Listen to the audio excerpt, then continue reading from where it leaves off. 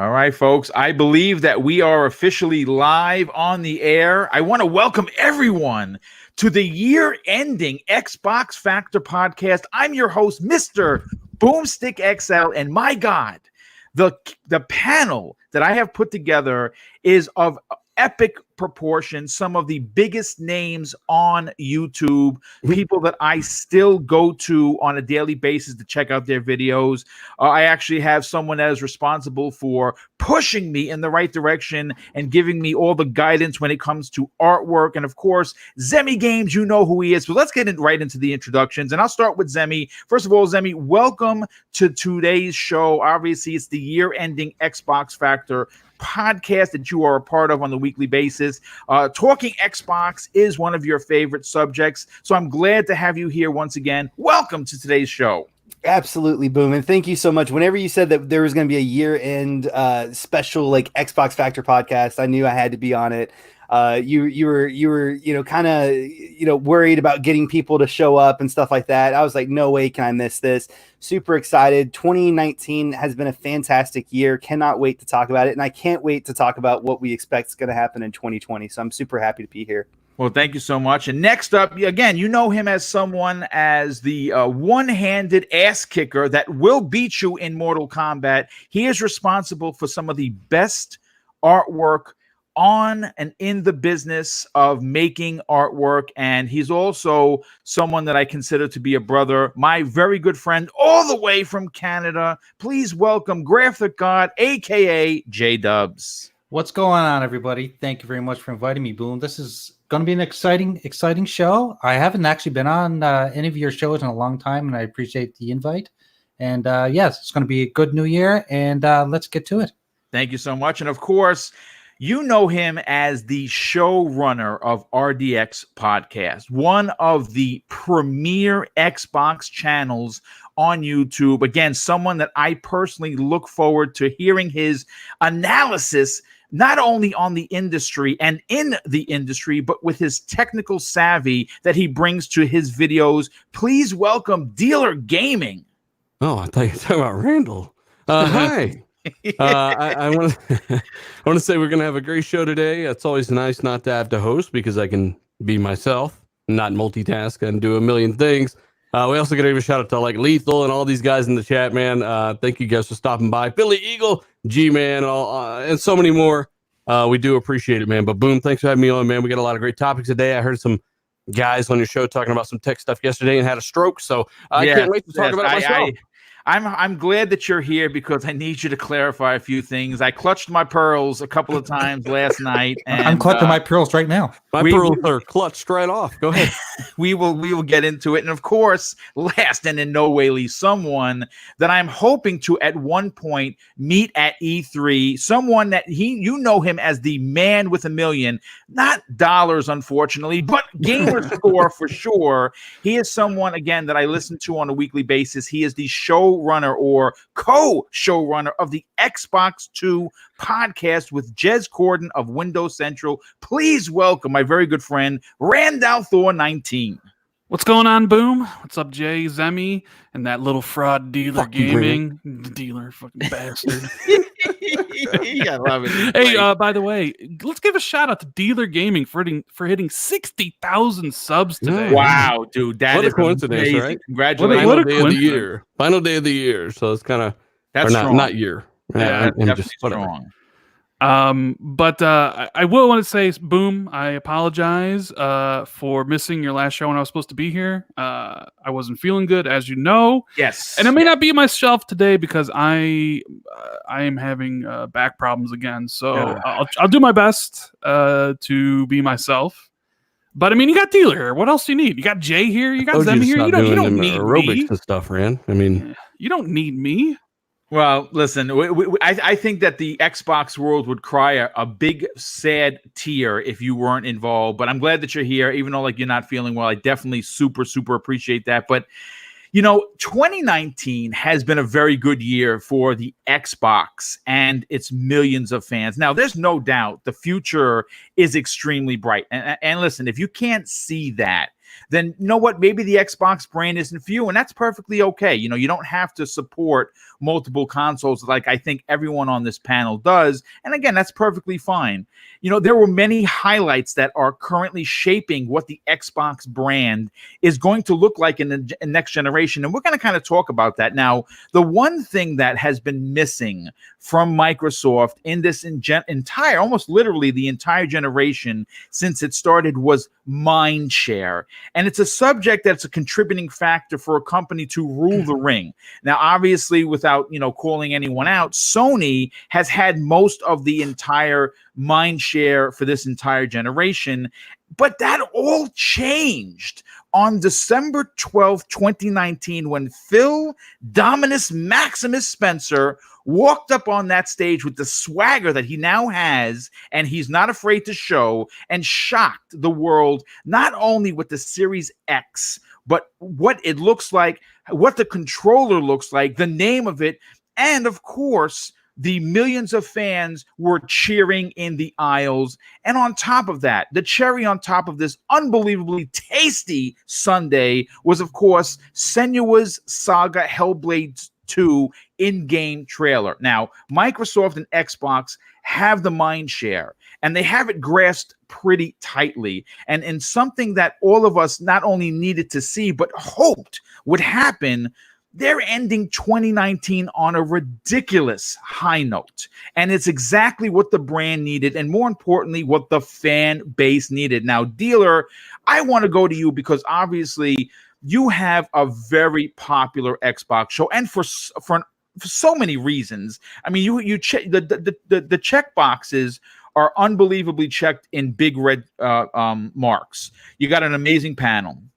You have the technical prowess that comes with someone that knows what he's talking about. You have big time Xbox personnel making appearances, check. You have an inside connection, check. And obviously you kind of know what you're talking about.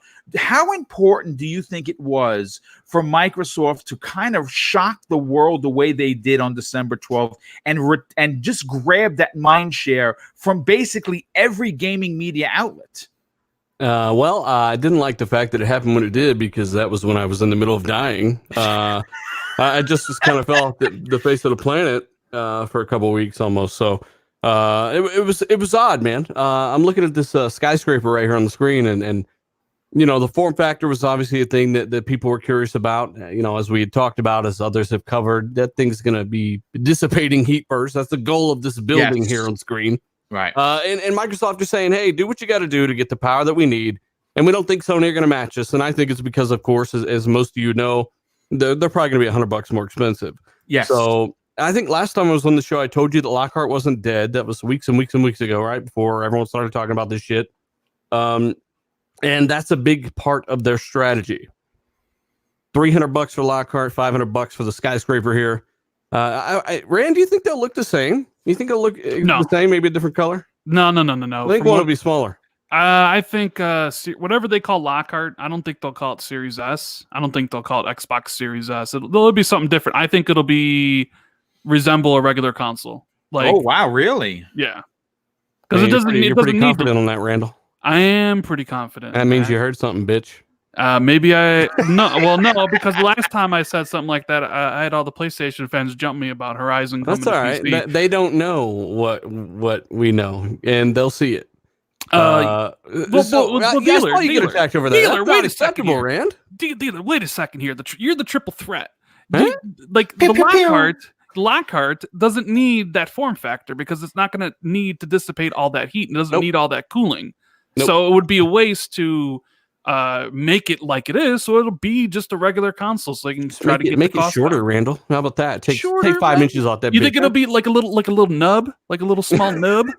You know what? I got a question. Actually, I know obviously there's been a lot of memes and stuff made of the Xbox Series X. I happen to actually like the look, but let me ask you guys this, and I'll throw this. This is a question that I did not have on the show notes, but I'm going to throw it out there to the panel, and I'll start with Randall Thor because he says that he doesn't believe the two consoles are going to resemble each other. Do you think that that if that does happen, that is a marketing technique because the casual gamer maybe could not, and I'm not being offensive. I'm being like honest about this. The average consumer, the casual gamer, the 80+% of every console market that goes out and buys it because system A is the cool system and my friend has it.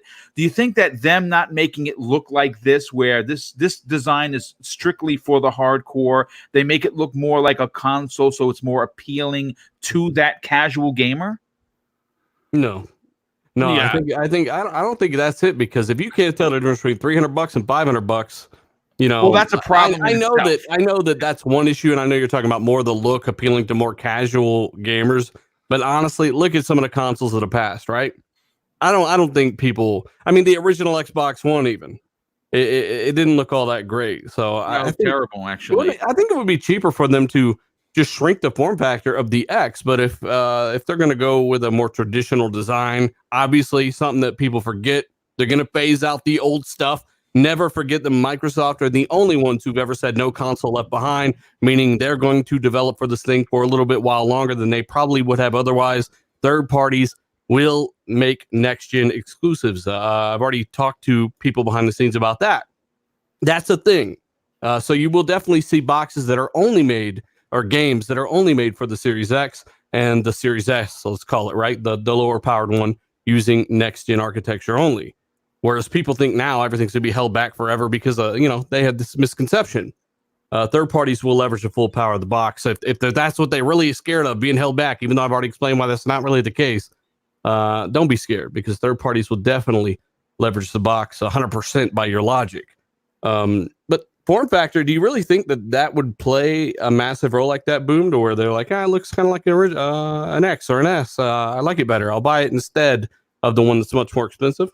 Me personally, what I would love? I would love for them to come out with the S version, like, that's what we've all, and it just be white. You know what I'm saying? Like, separate it through color.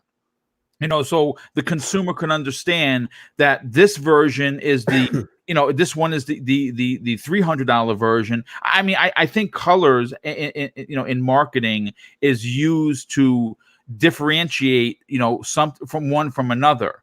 And again, I'm certainly I don't think for a second that consumers are boobs. I think that most consumers, especially because money in this particular country, it could be tight at times. I mean, the economy supposedly is doing well, but people just don't throw money away. And I think that their consumers are a lot smarter than most companies give them credit for. I mean, how I would do a dealer and panel is I would release this and make it look exactly the same, just a different color. Rand, what are your thoughts on that? I don't think it really makes a lot of sense to make it exactly the same, because you just be throwing money away. They don't need the system to be as tall or as wide as it is. So they, like, when you I don't know, like, I look at it as like, yeah, you might be onto something about the different color, like have a visual differentiation. Like, I screwed up that word, but like you have Series X being this black monolith, and then you could essentially have Lockhart being like a regular kind of system that's white, and that could be the visual identifiers. But I don't think it's going to be like that. It's not going to be that. Like, it just doesn't make any sense to, because you're looking at a system that is, yes, is going to be way more powerful than Xbox, One X. But it doesn't need all the cooling, and it doesn't need all that, like, I don't really know the tech stuff, right? I'll be honest. I used a Good Burger basically clip. The form factor of the Series X is exactly how it is because it is going to need it. Yes, right? And Lockhart's not, so it wouldn't make sense to actually make it that way. So they'll do something different. So Rand, if it's going to be more like a traditional rectangle, that's confusing because that looks kind of like a CD case. I mean, how are consumers going to know the difference between the two? I don't know, man. I don't know. Somebody asked about the X. If Lockhart's $299, where does that leave the X? As I've already said, They will phase that thing out. They're going to phase it out. They do not want to keep producing Jaguar and Polaris architecture when they don't have to. It's more expensive than people think. Yeah, the X will be gone, and they'll probably keep the lower Xbox One S for a bit and the SAD as well, because you can sell those for super cheap. But if you want the entry level next gen experience, it'll be Lockhart for $300. And I do see people talking about maybe Lockhart's $400 and Series X could be $600, right? I think that's a big mistake, because I think that would be a terrible mistake. 100%. Yeah, because I think Sony's coming in at $400, and you cannot have Lockhart at the same price as the PlayStation when it's going to be that much weaker. That is like the worst case scenario for Microsoft if that turns out to be true. It needs to be either $250 or $299. Like, and if it's a cent more than $299, then they've lost the plot. Right? L99. I mean, hell, it'd be great if Lockhart was $199, but I think that's a I said L99. L99, yeah. Microsoft would be there eating their L bowls of Cheerios, drinking their L drinks. And, people have this misconception, though, Rand, that because something's newer, that it's more expensive.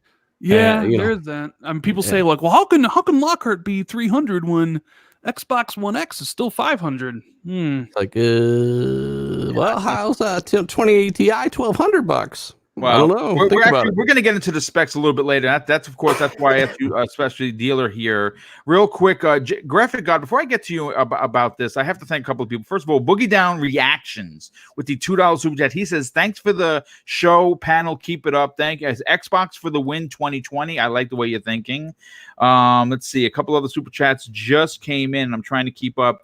Joe Bailey with the outstanding $5 super chat. Thank you so much for the gift that says keep it up. And Pixel Bit G with the $2 super chat. He says maybe Series S will be a shorter box, maybe 3x3x6. Yeah, and I'm kind of thinking that too. I kind of agree with that. Graphic God, what is your opinion on this? I mean, obviously we know what the Series X is going to look like, and I think that the industry itself is still reeling from the reveal that happened a couple of weeks ago. What do you think the design is going to be? Because obviously you are in the business of designing, and you obviously do amazing graphic work for a ton of people in the community. In your opinion, when you coming from a designer's point of view, what would you do in regards for the design of the Series S, as we've called it? See, I compare what Microsoft did with the Series X. I compare that to what Apple did by removing the headphone jack. That whole courage movement. Yes. Well, Microsoft is now telling everybody that you don't need to have a flat box sitting under your television. What they're telling you is that the form factor doesn't matter. It's what you're getting out of it is what matters, because everyone's already accustomed to this with all these Alexa cubes and Alexa things that are sitting around their homes that are not flat boxes. Yes, they're not huge, but there's a nice compact form factor, and this does a compact. So I don't think that Microsoft will change from, this is just my opinion. I don't think Microsoft would change from this form factor for that very reason. It's like that would be like Apple putting the headphone jack back in. Why would they go back to that? They're already on a path of changing the way the industry looks at gaming. Let's just continue down that path, in my opinion. I mean, I like the way you're thinking, but yeah, my next question is I'm going to pose, and Zemi, I want to grab your opinion on this. Obviously, you are an Xbox only guy, and that's perfectly fine. Now, you already said that if the PS5 has something you want, you're going to go out and buy it. But in regards to the design of the, as again, this is not an official name. The community has donned it as we're expecting it to be called the Xbox Series S. Do you think that they follow traditional guidelines and release, a box that's appealing to the eye, or do you think that they keep it the same shape and form factor, just making it shorter, like they just said on, through the super chat, 3x3x6, and just make it white so you can distinguish it easily as a shopper or consumer? Yeah, so if I had to place my money on it, I would say that it's going to have the same look, like general form factor to it. It might be a little bit shorter, maybe the dimensions on each of the sides might be a little bit smaller, but I think it's going to still have that overall look that the Series X does. I also agree with you, Boom. I think it will probably be like a different color. White would make the most sense, just historically with Xbox and how they color their systems. But I definitely do not think it's going to be a more of a traditional look as what we know with consoles. And I think it makes a whole lot of sense. I mean, obviously, you want your product to look like the best product, right?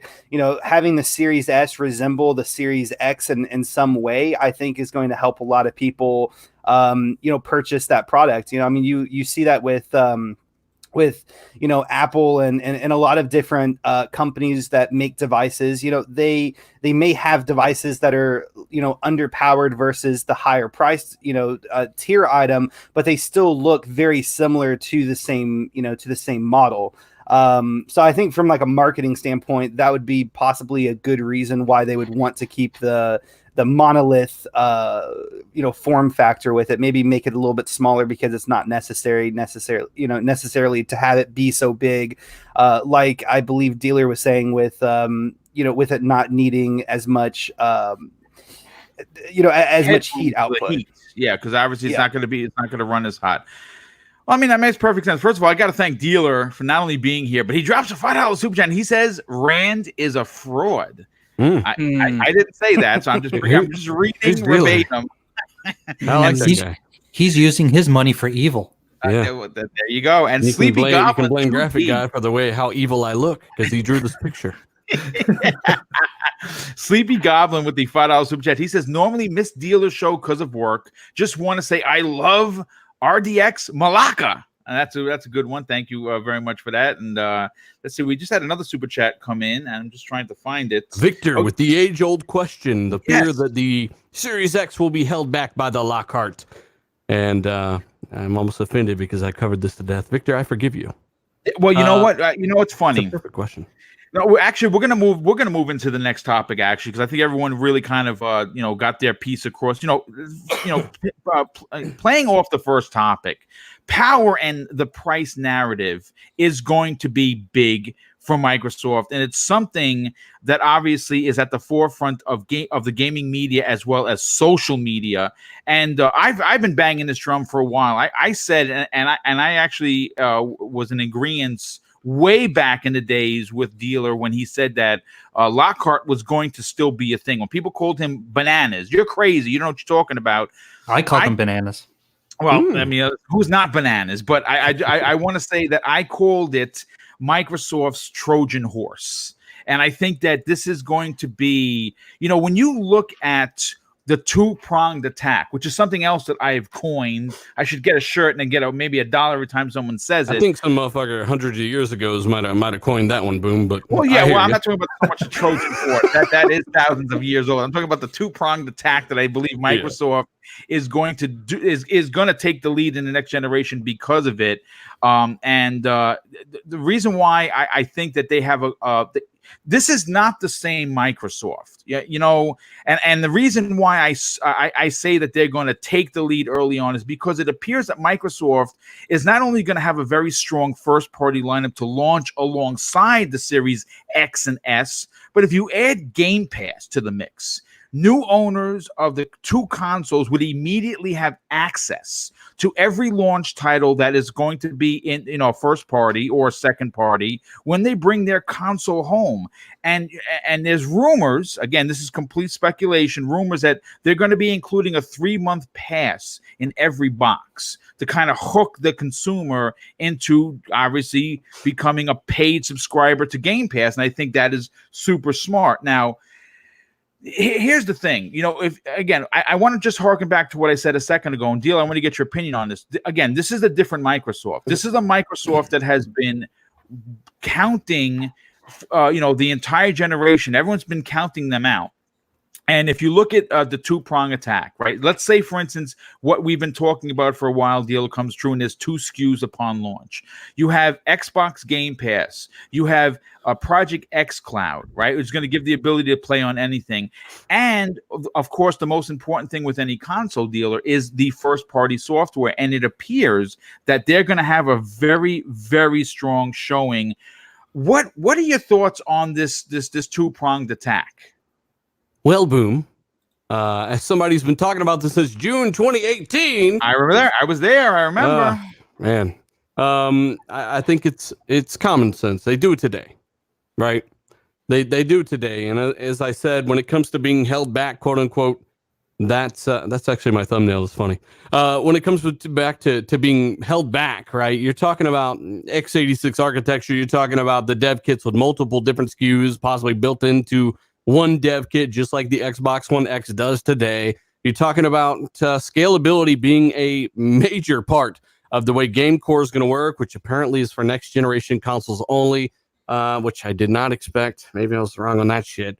And at the same time, you've been having this on PC for decades and decades, right? Yes. My RTX 2080 is not held back by somebody's dinky 1050, right? That's how it works. It's fairly automatic, but think of it as a much more focused version because you're only tuning for a few consoles. And as I've already said, you are not forced to make games for the old Xbox One. There is no mandate there. The only mandate that is there is apparently, making boxes of the current generation stuff. You kind of got to make one for both. And I think Sony are going to do that. And they already had that mandate in place today for the Xbox One. If you make an Xbox game, it has to work on all the Xboxes. That's the only mandate. New games in 2020, when the new stuff's out, does not have to work on the old boxes. That's up to the developer on both sides. But the two-pronged attack, and I'll give you a nickel for that, is, it's all common sense when it comes down to it. It makes perfect sense. You want to hit every single market, and Microsoft, they're into that. It works this way with TVs, cars, yes, cell phones, every single other thing. And if the consumer is too stupid to tell the difference between $300 and $500, that's a problem. You need to learn how to read. That's the first problem, right? Secondly, all these boxes that are already out, like the original Xbox One, will be phased out. Yes. So people are freaking out about that, unless, of course, it's every other device except for an Xbox. I think it's smart. It makes perfect sense. It's not going anywhere. I want to grab your opinion on something, dealer, because last night you said you listened to a little bit of the show, and there was some talk where I don't get it. I mean, again, I'm not a technical wizard. Okay. Listen, I'm not saying I'm as dumb as a bag of rocks. I do have some technical prowess, but I don't have the understanding that you and someone like a Colt Eastwood does, even like a Zalker, for instance. Right. But what is the deal with people and this notion that, wait a second, they're going to develop for the least powerful console, so Xbox or Series X is going to be, holding the bag with nothing in it? I mean, you've heard people say that. And I think it's preposterous, because if you know anything about PCs or you know anything about design, no one designs from the ground up. They sound from the top down. What are your opinions on that? Well, for one, as I just said, developers do not have to make games for the original Xbox One. Right. When the next systems come out, they can decide what they want to develop for. Microsoft does not mandate that. There are no console left behind, as I said at the beginning of the show, is for Microsoft, no one else. Right. So Microsoft can do what they want. They've proven that they can scale games well on PC now. We've seen that with Gears and some others as well. So I'm not really worried about that. Others that do not have a PC or not, I'm a console guy, but of course I get a lot invested in my rig for production, and occasionally less than 1% of the time I might boot up a game here and there, and everything works great. PC game has gotten a lot better over the past decade as well. A lot better. It's kind of crazy. Still got issues here and there, but at the end of the day, scalability, as I've always said, is key. And it will be a big focus for them. And part of that's the dev kit stuff. Part of that's the game core stuff going forward with the new stuff. And part of that is the desire of the developer to reach as many people as possible. Why do you think they're doing this? They're doing it to make money. Yes. Right? Add to the day, it's a business. Right? You're talking about when xCloud goes online, you're talking about an install base from 50 million to 250 million nearly instantly through mobile. Think about that. So it's all about scalability and getting games to work on as many devices as possible. And as we've seen and heard from Sony, they're doing the same damn thing. They're just a couple years behind. I mean, listen, they're going to eventually get there, but what you're saying makes perfect sense, and I don't know why anyone would challenge it. It seems very logical. They try. Yeah, well, you certainly, you succeed, in my opinion. Randall, so I want to get your opinion because, I was listening to your last 2 videos, which were fantastic. As a matter of fact, I think you put one out. It could have been more than 12 hours ago. I listened to that this morning as I was taking care of some errands, which was fantastic. Did you get clickbaited? No, I clickbaited the hell out of that time. Dealer would be proud of me. I saw your intro. You damage control your own clickbait, Randall. I sure as hell did, because I got clickbaited by that article, bro. Some of them are bad, man. Some of them are bad. Like even the point where Aaron Greenberg's like, I didn't say that game was a gaming vault. I saw that article. I'm like, Xbox to have major advantage over PlayStation 5 at launch. What could this be? And it was like, we hear that PlayStation 5 is going to have no exclusives and Xbox will have 100. And I'm like, what? Yeah, well, Crazy. I mean, look, I am going to ask you this, though. The question, I mean, obviously, you're going to talk about the Russian video game journalist who's, according to the article, half right, half wrong. So obviously, this could, this seems like it's going to be wrong at the end of the day. But more importantly, when you look at what Microsoft with this 2-pronged attack that can we change the term 2-pronged to double-bladed lightsaber? Yeah, well, that's Microsoft double-bladed lightsaber attack. I like that better. I do like that better. That's much. That's much. Or two-handed crowbar attack. I mean, that works. By the way, Philly Eagle. I guess I didn't really consider that. If somebody, I guess somebody could draw that conclusion. A little bit of clarification on phasing out does not mean your old Xbox will stop working. That basically means that, like the original Xbox One from 2013, they will stop making it, but it will still run the stuff that they make to run on it. Yes. Well, thank you, Phil. Thank you, Philly Eagle, for the $5 super chat and for being here, and of course the comment, and of course Smitty Smith. Right after that, he says, "Happy holidays, everyone. I hope New Year will be awesome for everyone." Yeah, thank you so much for being here. And Kay Asante with the outstanding $10 super chat. He says, "And remember, there's always xCloud. Imagine a time when a game that's not supported on your Xbox One next gen can still be played using xCloud, turning the old boxes into xCloud set-top boxes." That's actually smart, and that could be the way they're going to add to that. Boom. What's that? I'd like to add to that. And I mean, for one, please go right ahead. Okay, it looks like that's a fantastic drink you're having there in the picture. Secondly, think about as well the future of xCloud. So you got a scenario where they eventually do stop supporting Xbox One S, which will happen. It'll take years, but they'll stop. You've now got xCloud Anaconda servers. Remember, months ago I talked about an RDX. They're going to bring xCloud. Randy, you still there, brother? Yeah, I'm here. I'm listening to Dealer. That's weird. Are we live? Is anybody here? It says. Okay, good. Yeah, it says everyone's here. Yeah. Let's go on the live chat if we're still live. Yeah, no, we are still live. I'm looking at it right here on my phone, so we are still live. So, Dealer, please continue with your point. Where was I? xCloud console. So imagine where they stop supporting Xbox One S, which will happen eventually. You've got xCloud coming to the consoles. We talked about on the show months ago, and basically they're going to use that to possibly leverage a new game. So imagine streaming a game that is too demanding for your local hardware to hardware that is too weak to run that game locally, right? Right. I mean, they can keep these boxes out there and still retain some of their usership that way, which is really cool. Well, I mean, I don't know how I got off on that rant. My bad. No. That's perfectly fine, Rand. Rand, I want to go to you because obviously you talked about it on one of the 2 videos I watched this morning, and obviously at the end of the day, power. You said, and your exact words were on the Xbox 2, power matters until it doesn't. And obviously, power is, at least for me and a lot of people in this panel and on this, in the chat, is important. But games are going to be the I guess the showstopper for your console. And we don't know what Sony's doing. We know one game. We know Gearbox has the one game coming out. We have heard that Bluepoint is working on 2 exclusive games, and I've said this in a couple of a couple of shows that I did, where I believe one of them is going to be Metal Gear Solid, a reboot of sorts. and the other one is probably going to be not Dark Souls, Demon Souls.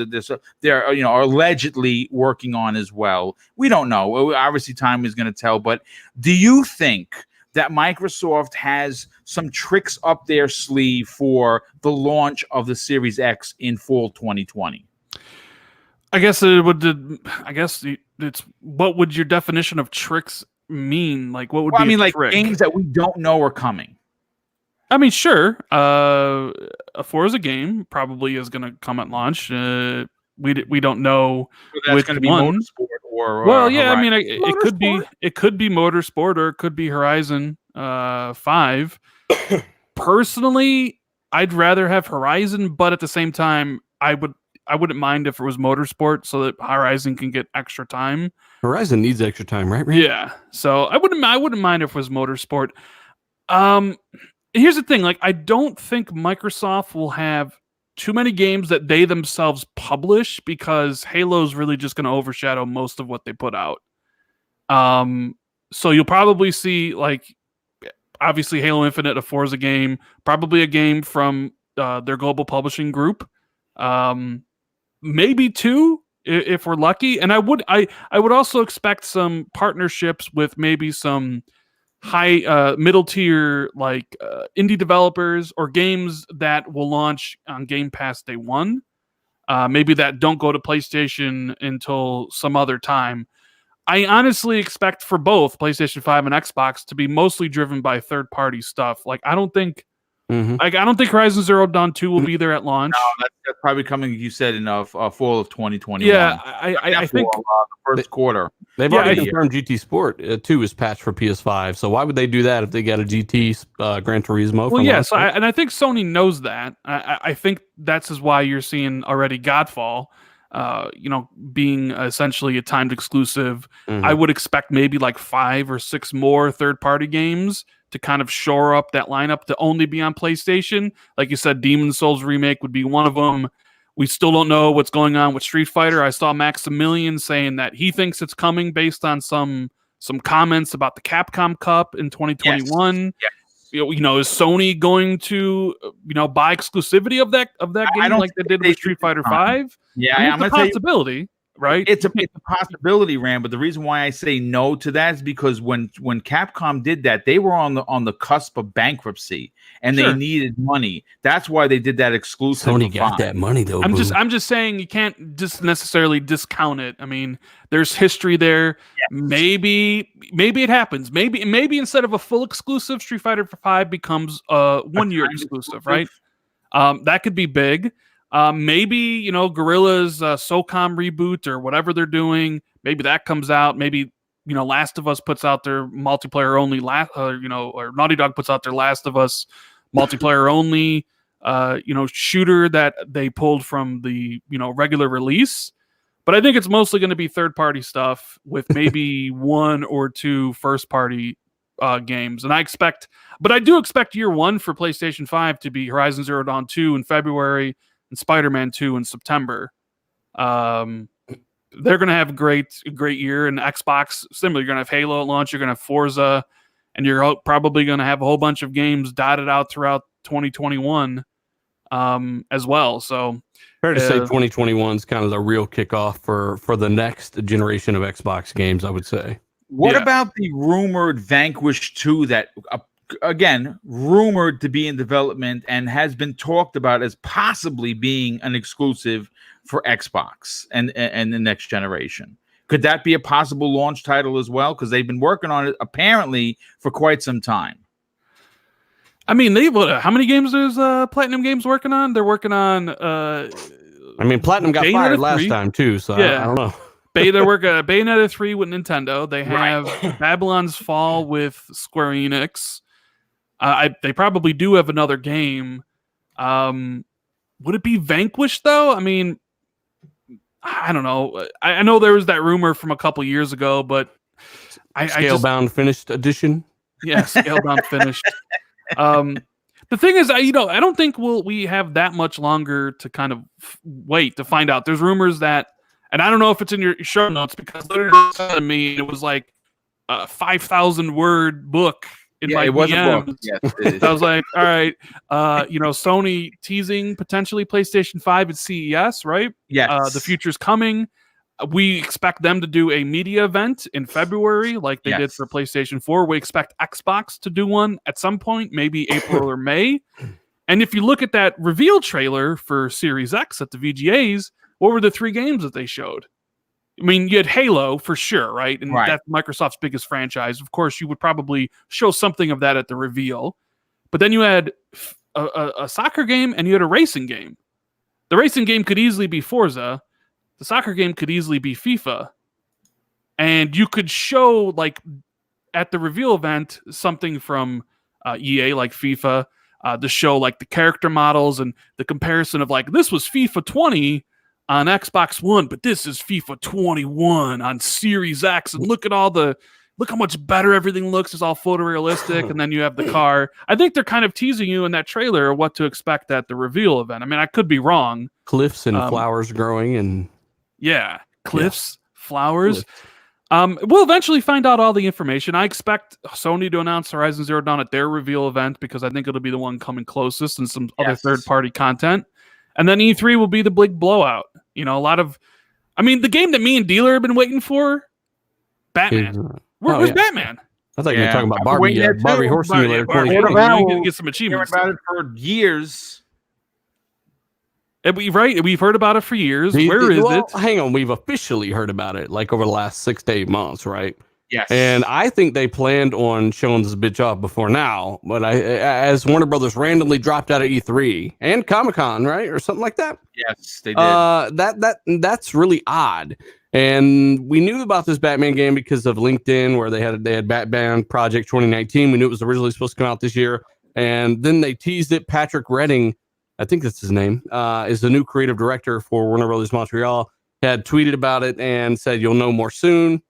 They put out the picture of the producer wearing the shirt, and then they had put out the more cryptic tweets here more recently, 3 or 4 months ago, and nothing. So I think it possibly got pushed back a little bit. Rand, is that what you think? Yeah, I mean, I think it's coming out at the fall, but that's the thing. It's like all these games coming out between September and November. It's like they're all being on Series X and PlayStation. It's like, do I even want to play any of that stuff? Because I want to play it on Series X, right? I want to play Batman on Series X, and I want to play Assassin's Creed Ragnarok. Those are coming to Xbox? I thought Xbox got no games. I mean, they have no games. We all know they got no games, you know, for sure. But then, of course, don't forget, like you mentioned, Boom, there's Game Pass, right? So there'll be immediate access to stuff. But I would expect Microsoft and PlayStation as well to have a bunch of updates to existing games, like Gears 5 actually running in native 4K 60 frames. Sea of Thieves probably, Sea of Thieves updated. You know, Minecraft potentially updated. And I gotta ask this question. I'm sorry, but would the update in Sea of Thieves bring fish and things to do? I would like to hope so. Fish and if you talk to Zalker, there's already things to do. But how's Zalker know? He plays on PC. Yeah, that is true. He only really does play on PC. What happened to the super duper upgrade for Minecraft? Why didn't that ever happen? Yeah, it got canceled. Yeah, it did. It got canceled. Minecraft is too demanding for 4K. Yeah. Wow. So they'll have a bunch of updates from their own studios taking advantage of Series X. And PlayStation will probably do the same. God of War probably updated. Last of Us Part 2 will be updated. Ghost of Tsushima. Yeah. And those games will probably look beautiful. Will probably get an update. Yeah, obviously. I mean, the PC port's coming out in like 5 months or something. So you're going to have your back compat stuff all completely updated. And like I said, I don't really expect there to be too many exclusives for both. But there's going to be a lot of games. So I'm like super excited, man. Like I remember how I felt in 2013 and I was like, pumped, and I'm just looking at now with Series X and PlayStation 5, and it's like Microsoft's like, yeah, we know we screwed up. We made a gimmick box. We know we made a system that basically played games at 720p. Forgive us because we had different intentions. We wanted you to actually watch TV and not play video games. And now they're like, you know what? The system just is only going to play video games, and it's going to play video games the best. So I'm sitting there. I'm like, that's great for me because I play everything on Xbox anyway. So I can't wait, man. All these games. Well, their emphasis is on video games, but yes, it'll It'll do Yeah, everything. I recently went back and watched that reveal event, and it was just like, let me swipe through the user interface. Oh, look at TV! Like I was, It was awful. It was absolutely awful. god awful, and it can compare and contrast, where they are now to where they were then, and it's just like I think it's night and day, but apparently, it's not, or nothing's really changed whatsoever. So I mean, I don't know. It's definitely going to be interesting. Zemi Games, I want to get your opinion on a question from our good friend, someone I work with on a weekly basis. Tempest Sun drops a $5 super chat. He asks a question, and I'd like to hear your answer on it. What if Microsoft's secret weapon isn't the X, but it's the Series X that punches way above its weight and gives the PlayStation 5, which is going to be more expensive, a run for its money, but cheaper? Like the Series X being cheaper than the PlayStation 5. No, he's saying the S. He's saying that the S. Yeah, maybe the Series S is their secret weapon. Well, no, because we already know the power targets for the. I mean, people might think we're making this shit up, but it has 4 teraflops, and that's a Navi. Right. I mean, as far as power goes for it, I don't think that the power narrative is important. And I've said this 1,000 times, and I'll keep preaching it, right? I think the biggest advantage for the Lockhart is its price for the casual consumers. All those parents going out there looking to buy their kid an Xbox. Money's tight. A lot of parents would, rather spend $300 than $400 or $500 for the competition's newest console. And so I don't think that obviously I really seriously doubt in any world that the Series S is going to be as powerful as the PlayStation 4 or as the PlayStation 5, but that's not really its purpose. Its purpose is to have a lower cost of entry to get gamers, into the next generation. And I think that's really its highlight. Okay, I mean that's the sole purpose of it. You're exactly right, to be the option for people at $300, and it's probably the reason why Series X exists. Yes. Like you can have a premium console that pushes the limits of what it can do and be the performance leader because you also have a system that is going to be much cheaper. That will offer something that's similar, maybe 1440p at 60 FPS, as opposed to every bell and whistle that's going to come with the dealer. Since you know everything about everything, right? Can you explain to people? I really don't know how to make waffles, bro. I'm not gonna lie. My daughter can show you. Can you explain to people that Series X, or not Series X, Lockhart is not going to be weaker than Xbox One X? I don't say that it's going to be more powerful or less powerful. I say it's going to be a much better machine overall, more balanced. You're going to be at much higher frame rates on every game, and it's going to have that SSD in there as well. Like if the Series S, meaning the Lockhart, came out this year in 2019, I would upgrade from the X from it for just even a year. I think it will be substantially more capable. Balanced load times will be insane, especially now that, as I covered yesterday, we know, or I definitely believe after Digital Foundry kind of hit the nail on the head there, that the SSD would be mounted directly onto the graphics processor. Like that's how they're actually going to do a lot of this stuff. So they're doing some really, really cool stuff with the memory there, the SSD, and Lockhart is going to benefit from that stuff as well. Yeah. So I keep on seeing people saying that the One X is going to be better than Lockhart. That's because of that number, crazy. Right? That's because of that number. 4 teraflops and 6 teraflops. Yeah. Whoa, people got to understand that AMD now, with their Navi architecture moving forward, teraflops is kind of a metric for raw compute. How many calculations per second can you do? And this is mainly involving performance, like workloads, right? For like workstations. And Navi is a less jack of all trades and more of a gaming focused architecture. So it has less T-flops, but is more efficient at gaming per T-flop. So when it all comes down to it, you've got something that might be at 4.5 T-flops, somewhere around there, but is about as powerful on the GPU side as the GCN architecture, which is what the X has now, 6 T-flops. So on the GPU side, you're very similar, but on the memory side, you are way quicker. On the hard drive side, you are literally 40 times faster, somewhere around there. It's a night and day in terms of an overall experience. Yeah, I want that system today. I like Turbo. Yeah, It would actually too. probably Control would probably play at like 30 frames. Control might actually load. Yeah. Yeah. You know, right? Imagine That's one of the games on my with back no burner that I have to play. I'm waiting for an update. I heard a lot of good things and bad things about that.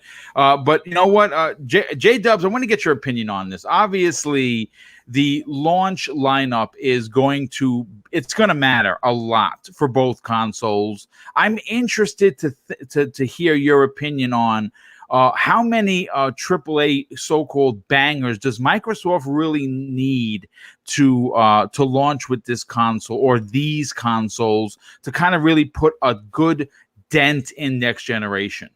I mean, that's a very subjective question, because to how many people did exclusives and bangers really matter to? To me, I thought when the Xbox came out in 2013, they had some amazing exclusives, but no matter what they came out with, there was always somebody out there to basically to shove them in the dirt and tell us that they were all crap. So, you know, in my opinion, it doesn't really matter what they bring out as long as they bring out games that people will enjoy.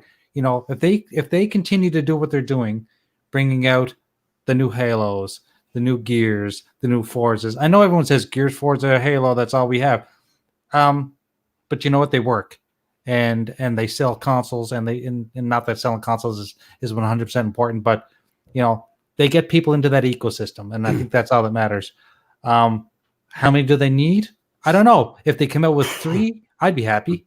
I'm not a guy that, you know, bitches and complains about what games are out there. I can't buy every game. I don't own every game, but when there are a few games out there that spark my interest, like when the new Halo comes out, when I believe that'll be out with on the launch, of course I'm going to get it. It's Halo, for God's sakes. You know, I'm not sure what other people's opinions are on this subject, but as for me, I don't really care how many they have as long as they have some good ones. I mean, real quick, and before we move on to the next topic, does anybody here believe that Gears Tactics could potentially become a launch title for the Series X and S, considering that the PC version is coming out in April? I mean, I said that in my video that Yes, I thought you did. It was possible, considering it's coming out in April, and it is an XCOM clone, essentially. So it would be pretty, in my look, I don't know anything about game development, but XCOM games there's a lot of them on console. People have done them. They work pretty easily with controllers. Yes, I don't see why or how it would take that long to get controller functionality into Gears Tactics. So that could easily be a title that launches with the system. Some people would say, well, I don't want XCOM, and that's fair enough. I mean, you do need a different, you know, a vast library of different stuff to attract a lot of people. But I think, you know, that's a game that could potentially be there at launch. Maybe even something like Flight Sim, although I think that's coming to Xbox probably in 2021. But Gears Tactics would be, I mean, Dealer, you down for some Gears Tactics on Series X, or are you going to play it on your PC? Well, or do you not care? I mean, I don't play anything on my PC if I have a choice, but Gears I mean, we both know it's going to be a pretty sparse year in 2020. Some think that Xbox have all their studios ready to make AAA games. It's not how it works. No. Anybody that's looked into that knows that it's, you know, some of these studios have as little as 25, 35 people. And with a studio that big to make a AAA game, you would need 6, 7 years. It's not how it works. So you definitely need the manpower. You need the resources. A lot of studios, like Wasteland, for instance, didn't even have full voice acting before Microsoft bought them. Yes. So not that these studios can't be molded over time. That, in fact, they absolutely need to be grown and molded over time. But, you know, Microsoft do have like 5 or 6, 7 studios that are AAA capable. And some of those teams, some of those studios have more than one team, which is great.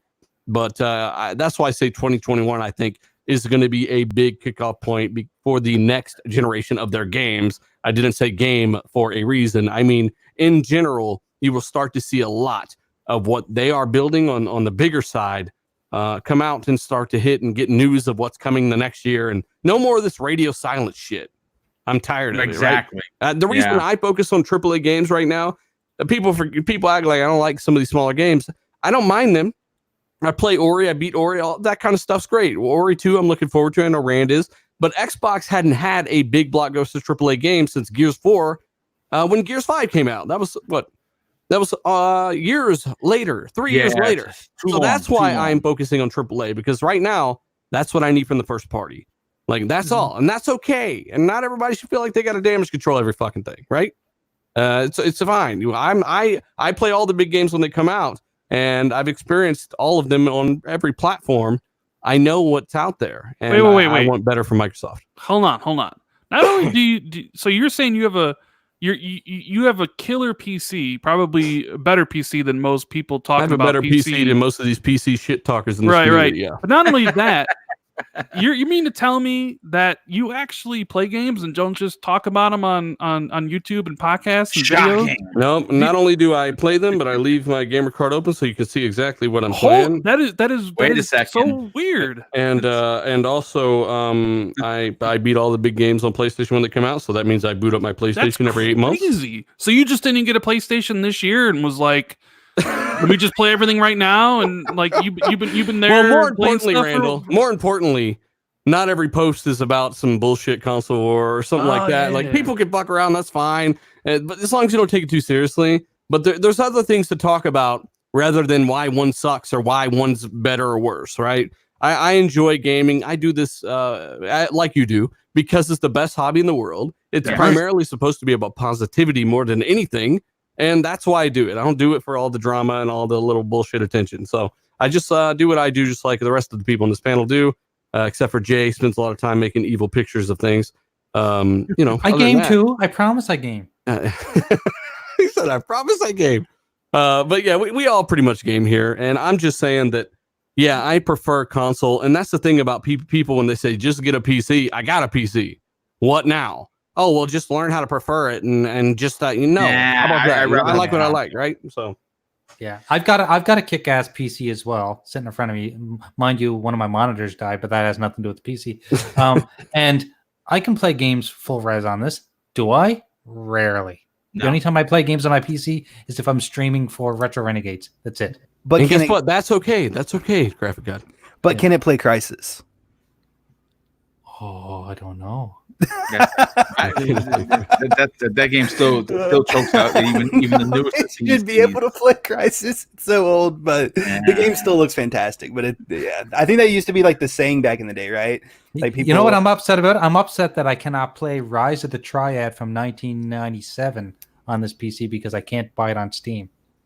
Oh, well, that I wish I knew what that was. But hey, boom, we got to give a shout out to 400 people watching live. You guys hit the like button.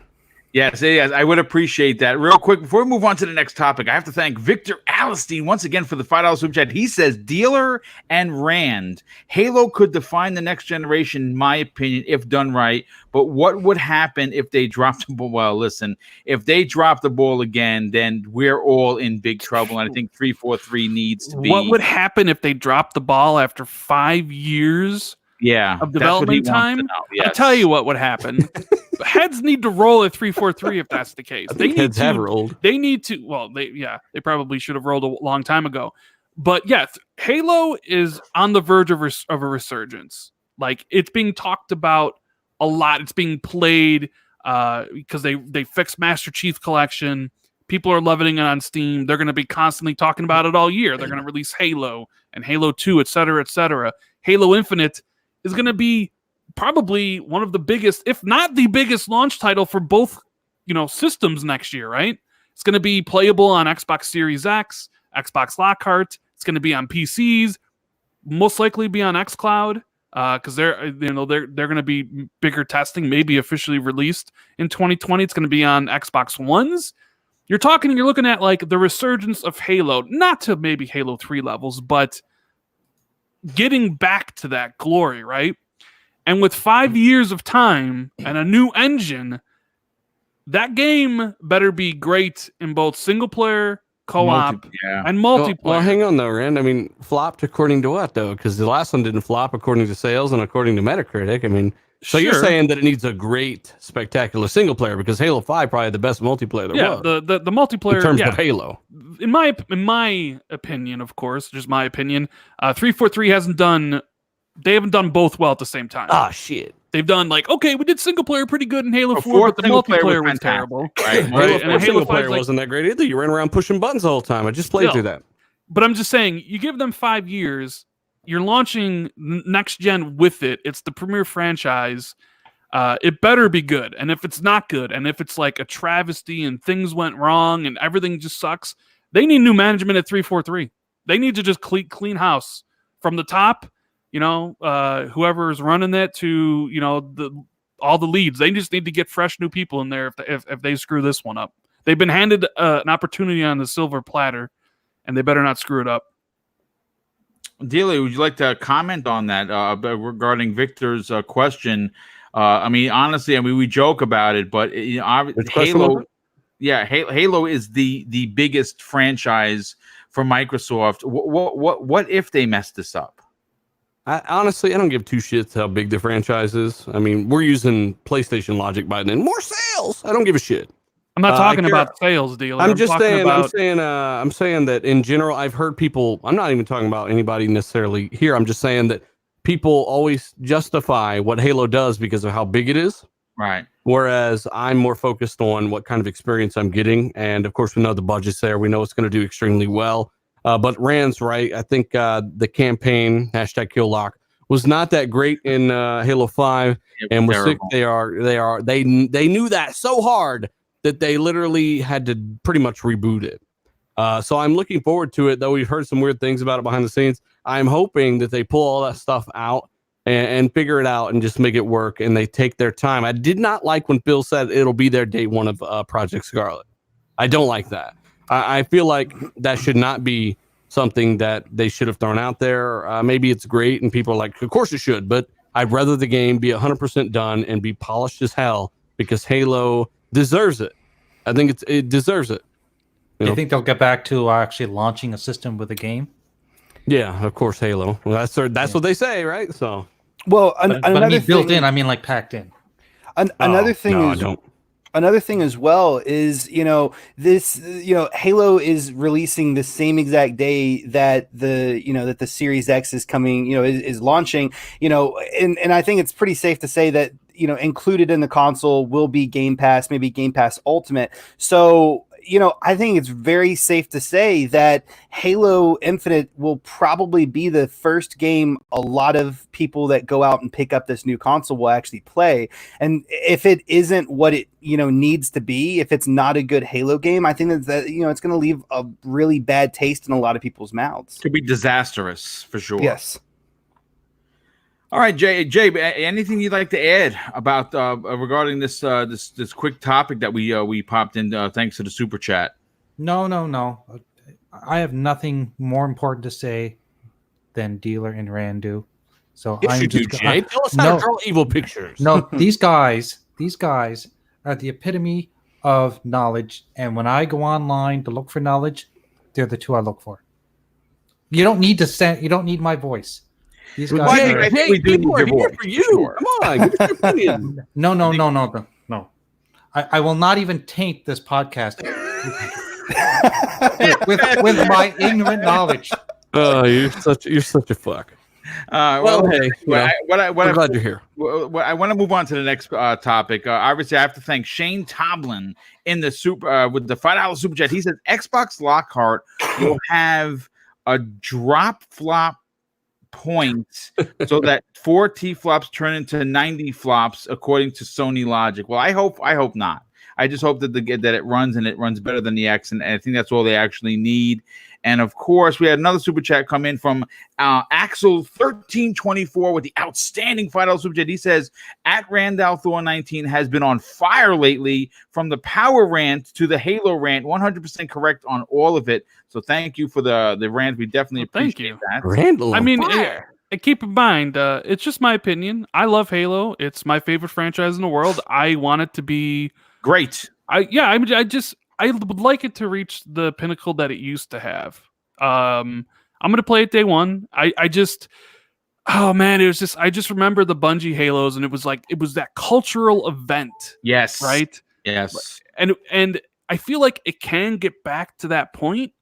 The game just has to be incredible. And, after 343s, they've done 2 of them now. It's like, okay, third time's the charm. You're launching with the new system. You're in Game Pass. I'm hoping that it's incredible. Rand, you know what bothers me about every time they release a Halo and they release innovation in the game? People may like it, may dislike it. No matter how much innovation, how much change they put into it, it's always criticized. And other franchises that come out that don't innovate but just keep coming out with sequels never get that same criticism, and that bothers me about Halo. And is that because Halo's on that peak? Like they're already at the top, so the only thing you can do is shoot at them. Yeah, I mean, I think some people, I'm sure when Halo Infinite comes out, there'll be people that say, "Oh, it needs to change." Like the people that said Gears needs to change, and they changed it, and they tried changing it as much as they realistically could within the scope that they have to work with. Yeah. But yeah, people will be like, Halo's been the same since 2001. I'm sure there'll be that, and then people will be like, "Well, God of War rebooted, so why can't you just make it be like God of War and reboot the whole thing?" Right? That'll be something. But look, I don't necessarily I need Halo to be Halo. Yeah. I need Halo to have the best multiplayer, and I need Halo to have a fantastic co-op campaign. That's people what I want. People also have to realize that when God of War rebooted, that's an anomaly. That doesn't happen that often, where a game changes so dramatically, but yet appeals to so many people and does so great. That doesn't happen that often. And some people forced them to do that too, Jay. By the way, yeah. A lot of people just think that all you got to do is what the Gears of War or what God of War did. Well, they took a risk and the risk paid off, but a lot of people won't do that. I think the risk with Gears definitely paid off, and I think agree 100%. I think they should have taken 6 more months and even doubled down on a little bit more with some mild customization and some more things to do out in the world. Even though that game was fantastic, but the fact of the matter is that game still has problems, like legitimate problems. Me and Colt were running through it again the other day, and there are. Keep in mind, as all the reviewers pretty much covered the game, they didn't really mention glitches because there really weren't any before launch. As Rand could attest, me and Colt, there really weren't that many, if any. I think I had one guy, his knee was stuck in the air. That's it. Whereas now, I'm going through the mission and the damn AI won't follow me correctly anymore. Or the little claptrap robot in the game, in that one section, the bunker, he won't go to where he's supposed to go. And we literally have to push him to get him to go to the checkpoint so he'll open the door. There's weird issues even now that are not fixed. And we've talked about the issues when they started happening after launch. I think it's due to a big patch or something happened there. And they're still there. And they're pretty prevalent now. So Coalition need to focus on that shit and get it fixed, because it's a great game marred by technical problems, which is almost the worst case scenario in a way. Such greatness held back by dumb little shit that just needs patched. Yeah. Well, listen, hopefully they do fix that. And like I said, I think that the bigger RPG elements that we're looking for are going to be in, obviously, Gear 6. I think they're going to open up and expand on what worked. But, I want to move on to the next topic. But before I do, I have to thank John Mendoza with the outstanding $20 super chat. He says, because Sony's hardcore base is larger than Xbox, why do any of you believe the hardcore community will give Halo or any Xbox first party title a fair shake? Look at Gears. It scored in the mid 80s, but still they say it's trash.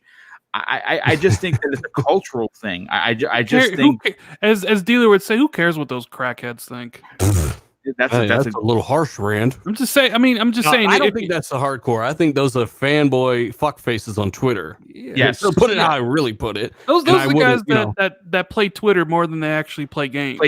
Yes. Think about it. I guess so many people on this side of the community that I love God of War. It's either that or Witcher 3 for my game of the generation, right? Those guys. If Xbox had a 95, for one, they would be making all excuses in the world, and there's tons of Xbox guys that do the same thing. But those guys will not give the time of day to anything. Even when Gears was an 86 or whatever it was for how it was like its first day, they were saying it was trash. And I'm like, well, you love Spider-Man. It's 87.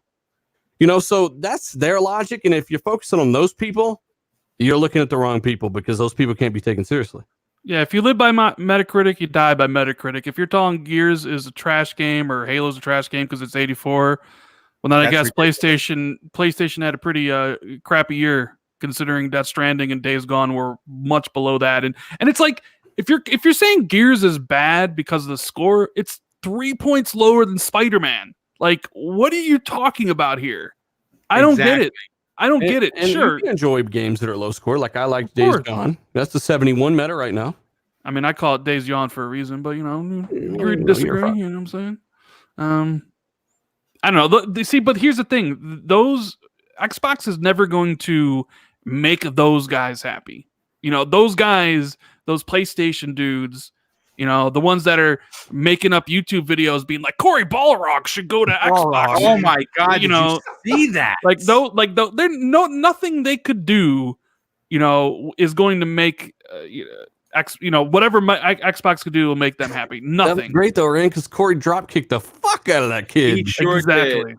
You know what? Let's bring that up before we get on to the next topic, because it's funny. Cory Balrog responded to someone that either he wrote something on Twitter. He wrote something, and it wasn't entirely disrespectful. It just sounded dumb. And basically, Cory was saying that he enjoys games, meaning that he probably plays games on all the consoles. He plays on Xbox, he plays on Switch, obviously he plays on Sony, and this knucklehead wrote this epilogue to him saying that he fits the mold of what makes someone a Microsoft first party or something to that Wasn't effect. that a comment he left on? Because keep in mind, the guy that did this, everyone was making fun of him a couple weeks ago because he was literally crying because Sony were sending MLB to Xbox. Yes. I think that was his comment he pinned on his video about Corey. I think that's what that was, right? Ren, you know everything. I don't know. I mean, I thought it was a video he made, and, maybe 2 people watched or something. But and Corey somehow went there, saw the comment, and said, "Look, dude, like I'm gonna frame this. This is ridiculous. Yeah. I would put God of War on PC if I could." Here's the thing. I hope he's trolling. I hope that Some reason I don't think so. I hope it's an elaborate troll. Hashtag because if that's like how he truly feels, then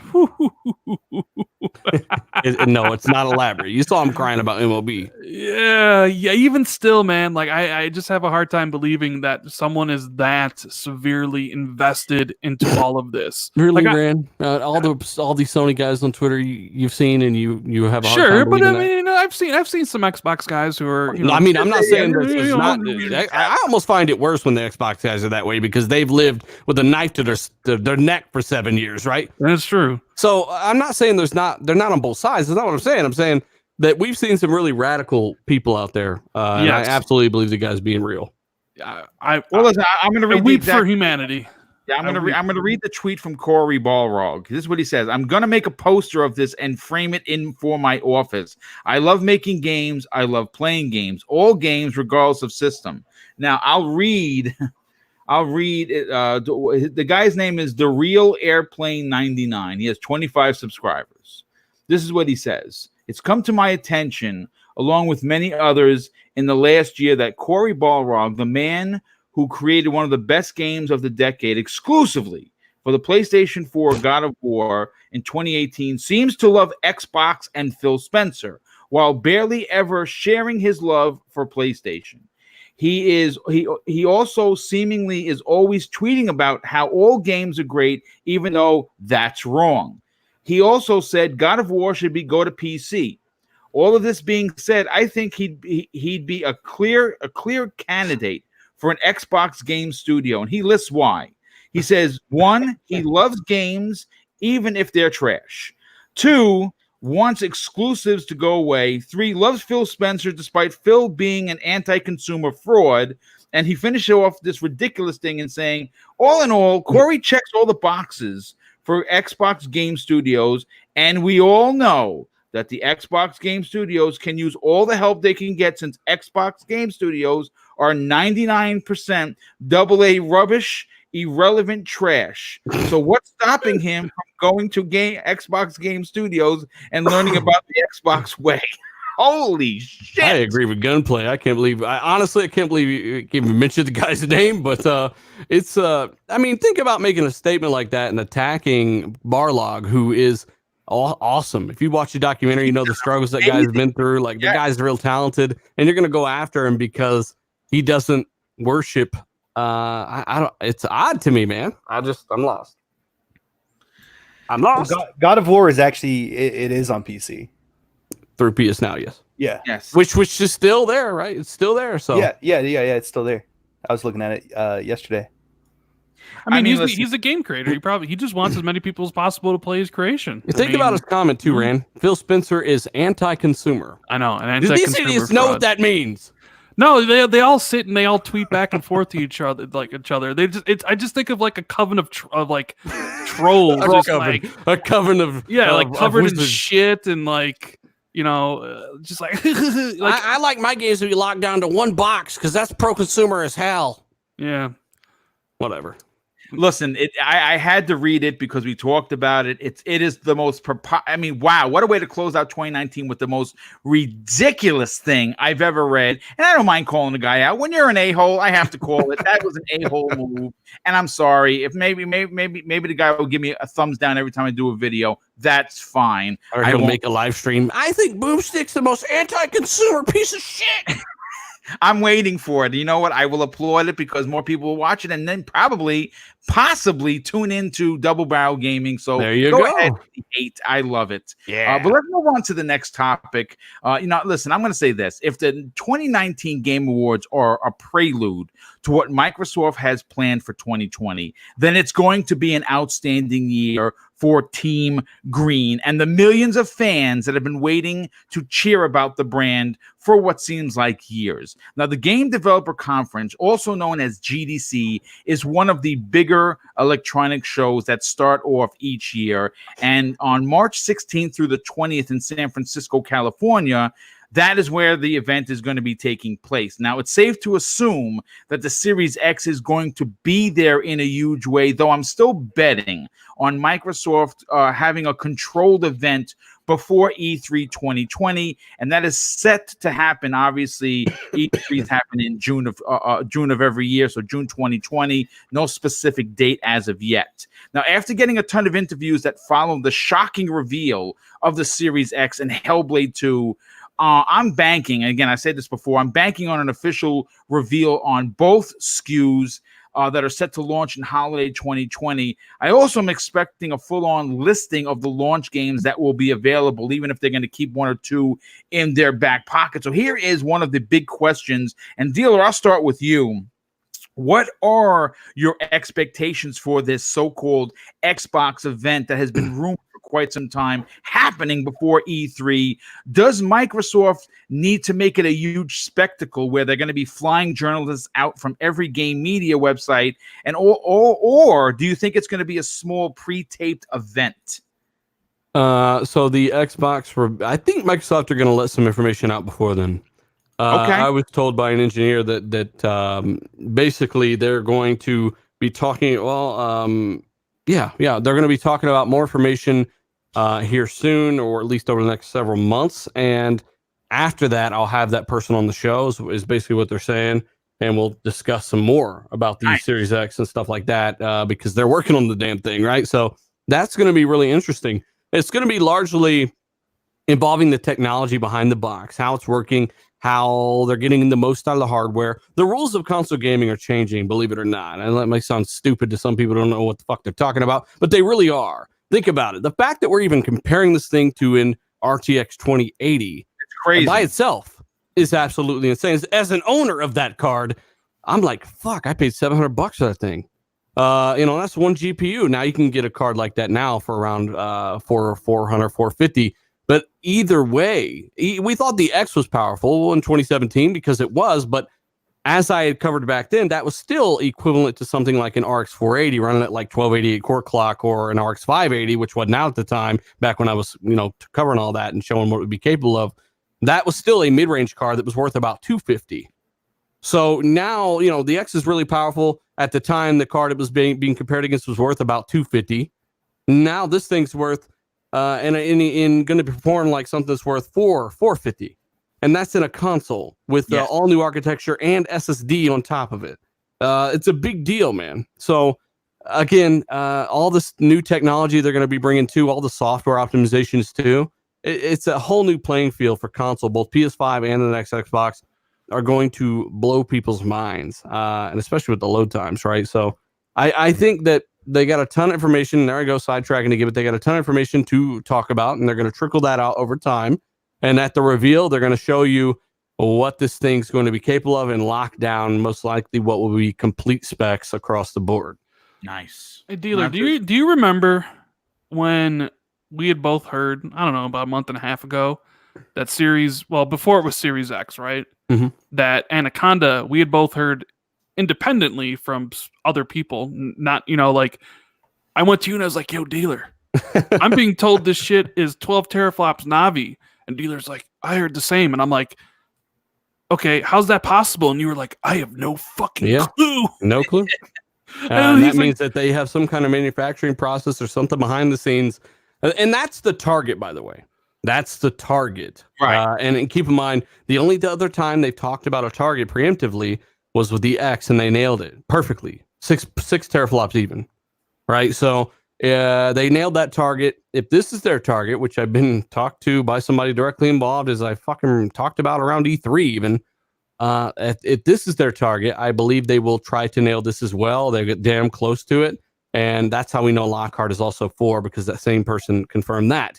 So 12 T-flops Navi, that definitely is something that rivals 2080. And rival does not necessarily mean beat or exceed, as we've explained on RDX podcast, for those that like to just listen to everyone else and not actually listen to the show themselves and sound ignorant. That means that you will get a performance similar to, or something that is in the same realm. It is of the same realm, is what I said. So that's going to be awesome, man. When gamers see that, it's going to blow their fucking minds. And honestly, with that new CPU, I will never, ever have an urge to boot up my PC ever again.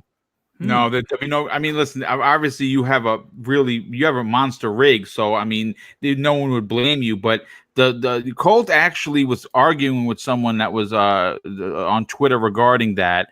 And, about, why not just play on a $1,600 PC? And I actually answered him, and I think I answered him pretty well. Even if I had $1,600, I would still play on a console. Yeah. I just like the ease of access. I have $5,000 on my computer. Yikes. I don't think people know that. That's how much shit I have in this thing and stuff that I use to do production. I render up to 4 to 6 4K threads all at once in one video at one time. I do a lot of stuff in certain videos, and I plan on it being very future proof. That's why I've gotten it. Such an investment, capture cards and all, crazy hard drives.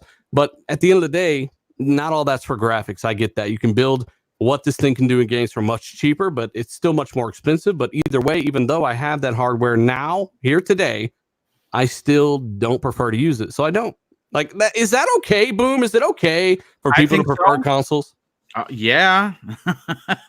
There's certainly nothing wrong with that. I mean, they'll load up press the power button, go to your game, press the A button, and you're playing. You don't have to worry about graphic cards that need an update, controllers that are not, registering, or a driver that's not working. Well, even if you don't have that issue, because PC gaming is a lot better than it used to be, I don't really have issues on PC that often. Now, I did try to boot up, what was that? Darksiders 3 on the PC. I wanted to check that out because somebody told me it looks pretty decent. So I booted that up, and that game is zooming in really far for some reason. But I'm also on an LG OLED, right? So I'm not using a monitor. You get a lot of weird scaling issues on TVs. But at the end of the day, even if everything ran perfect 100% of the time, I still would choose console because of the ecosystem, right? I still get a kick out of the people because I'm a console gamer. I've got PC. I prefer to sit on my couch and play games on my big television. And then you get the other side of the people that are pro PC gaming, and they say, well, you can hook your PC to your television. Okay, sure. But do I want to? Do I want to lug my friggin' tower into my living room? That's what I do. Everything's plugged into it. But I don't, because I live in a house with kids and dogs, and this is just not the setup that I can do. And if my wife was to see a big friggin' a glowing tower next to my television, she'd slap me upside the head. And I don't think I'm alone in this. She'd say, get that shit out of my living room. Wow. Man, graphic god, you might want to carry around some nunchucks. Hey, man, she's the graphic goddess, man. I got to do what she tells me. Hey, Hey, listen, we all have our better halves. You know what? Real quick, before I get to Rand on the next question, LMNOPO with the $5 super chat, he says, Happy New Year. Anyone think Sony will be doing anything big for PS5 at CES 2020? I think they're going to be there. I think they're going to be there. I think Dealer might have mentioned that they're going to be somewhere where they're going to be like, see the future. And I think they're going to show it. I can't wait to see what this thing looks like, to be honest with you. And then Xbox Battlegrounds drops the $5 super chat. He says, Microsoft Xbox has all the weapons and ammunition to dominate the video game industry. All they need to do is pull the trigger. And, actually, that's kind of leading to my question to you. First of all, we have 500 people watching this program in the middle of the day on New Year's Eve. Thank everyone in the chat for being here. Of course, the super chats have been ridiculously generous. Thank you for that. But let me get to Rand. Let me ask you a question, and I'm really interested to hear your opinion on this.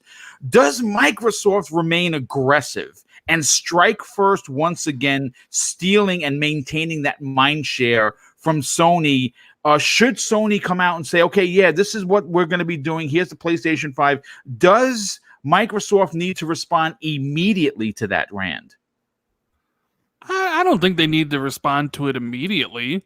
I mean, they basically shocked everybody. Was anybody expecting Series X reveal at VGAs? Well, you actually called that, by the way. I predicted it. Yeah, I predicted it the day of.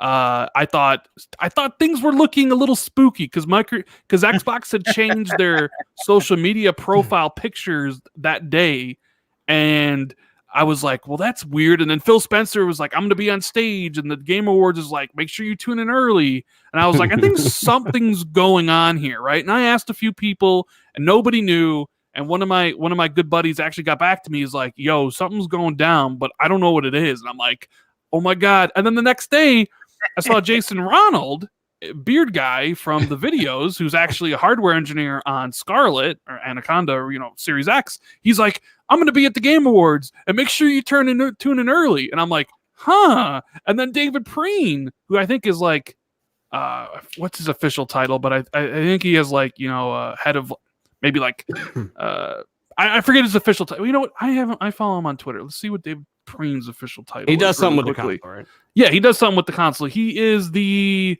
senior director of hardware at Xbox, right? Yes. So when he tweeted he was going to be there, I'm like, yo, something's going down. Like, these guys aren't just going to the Game Awards, like something's happening. And they did it. They showed off the console. Like, they really aggressive move. And if you listen to Phil Spencer and Major Nelson talk about it on the podcast, it was the idea of doing it at the VGAs was actually a new member to the team. She had a different idea of how to approach this, like an out of the box scenario. And at first Phil didn't like the idea, but I guess he really grew to think this could be important. And with the way Jeff Keighley has kind of built up the Game Awards over time to they have like 45 million people watching. Yes. To show it off as an unexpected announcement. And let's be honest here.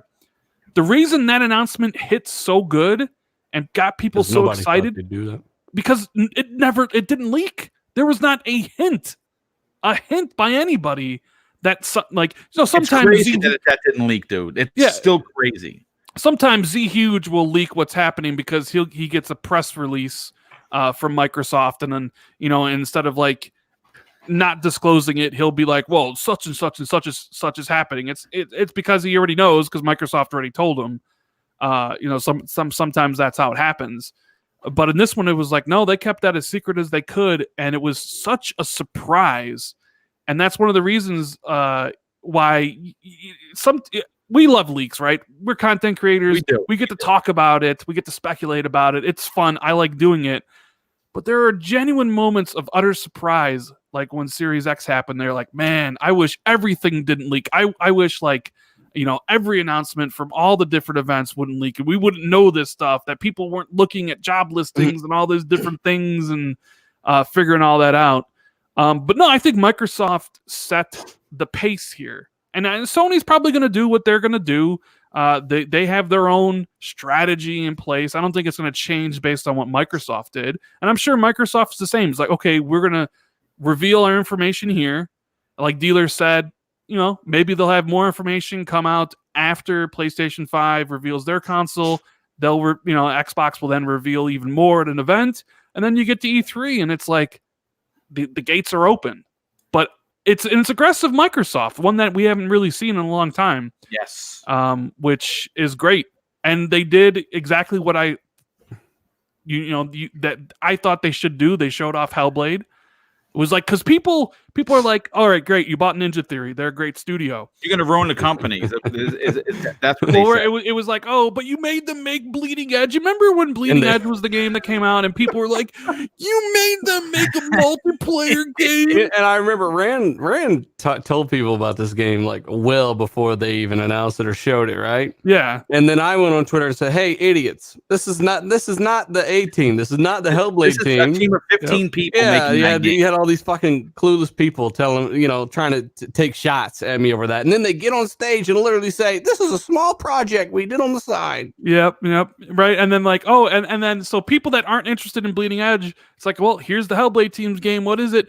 Oh man, it's actually Hellblade 2. And then the same people like see Grounded by Obsidian at XO, and they're like, this is what Microsoft is turning these studios into trash. And it's like, the Obsidian guys are like, hey, we were working on this before. It was a passion product for us.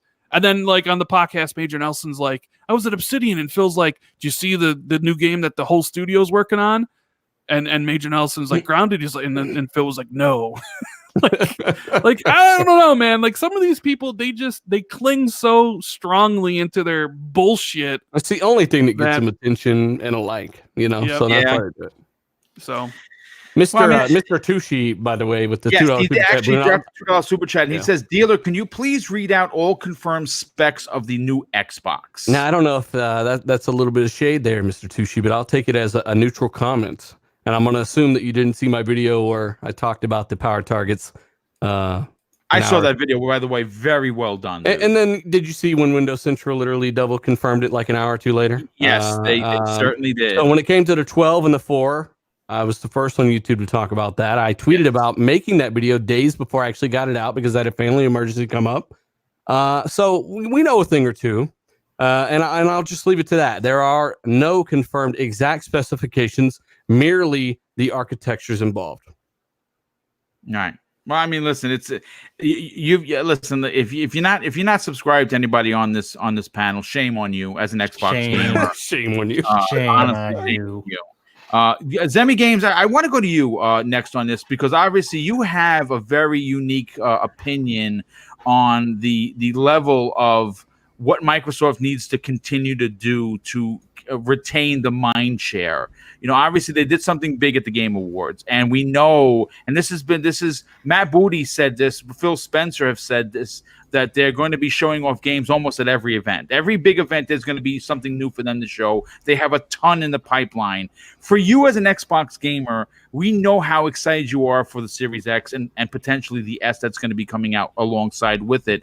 But how aggressive do you think they need to be or maintain this new level of aggression that we haven't seen in a while with a stylized event coming up? I mean, I definitely think that they need to stay on the ball and keep, releasing, new stuff. I think it might have been Phil that said like every single, event, they're going to bring something new to the table. So, I definitely think that they need to keep the ball moving, but I don't think that they need to go super, super aggressive. I think they've kind of already drawn their line in the sand and, at the VGAs. And I think that they should probably leave all of their really, really huge, big, like banger announcements for E3 on the stage. Hopefully they go after PlayStation so they can, maybe possibly adjust their pricing if need be, and set a few more things in line to absolutely blow the crowd away like they did at the VGAs. But you guys were talking about like the earlier event, I kind of agree with Dealer. I think that they should probably just, talk more about the specifications of the Xbox Series X, just, a little bit more detail, on that console and stuff like that. And, we all believe that, that the lock card is real. I think that that should definitely hold off until E3. But I don't think that they need to be super aggressive, but they definitely need to keep the ball moving at the same time. Okay, that makes perfect sense. And Graphic God, why don't you help us close out this particular topic before we move into the last one of the show? And I'm glad actually I have these two Dealer here, because it's gonna involve Moore's Law, which obviously he probably would know better than I would. Graphic God, obviously you do a lot of advertising because you have a business, and your business is creating new and interesting artwork for gamers and people like myself on YouTube and Twitter, and of course you make motion activated gamer pics, which look amazing. As someone that has a business, as someone that's also an Xbox fan, looking from a business perspective, how aggressive do you think that Microsoft needs to be to start 2020 to again retain that mind share that they're going to be closing out 2019 with? Well, I think they're on the right path now, finishing off 2019 on a strong point. I think it's very important for them to keep going this way. I mean, because as soon as they let up on the gas, other companies are going to jump in and take advantage of any blunder or any weakness that there is out there. So I think it's very, very important that they keep this up, keep it going into 2020, just go full throttle. Start pumping out material, pumping out, images, doing press releases, doing, these unique shows. Just keep that going. Keep the momentum going, because we all know it's momentum that keeps companies going, especially in the gaming business. So as long as they keep that rolling, I think they can. And with the right leadership, which they've got, and the right people in the marketing department, I think it's a no-brainer, and I think they're going to keep going, and I think they're going to do a great job at it. That's well. I mean, it makes a lot of sense what you're saying, and I definitely appreciate everyone's opinion on this. And we're moving into the next one. Again, this is the last topic of the show, because obviously it is New Year's Eve, and I don't want to keep anybody too long. But before I get to it, I have to thank Elemental PO for the outstanding additional $5 super chat. He says Sony was preaching they'd engage fans in new exciting ways.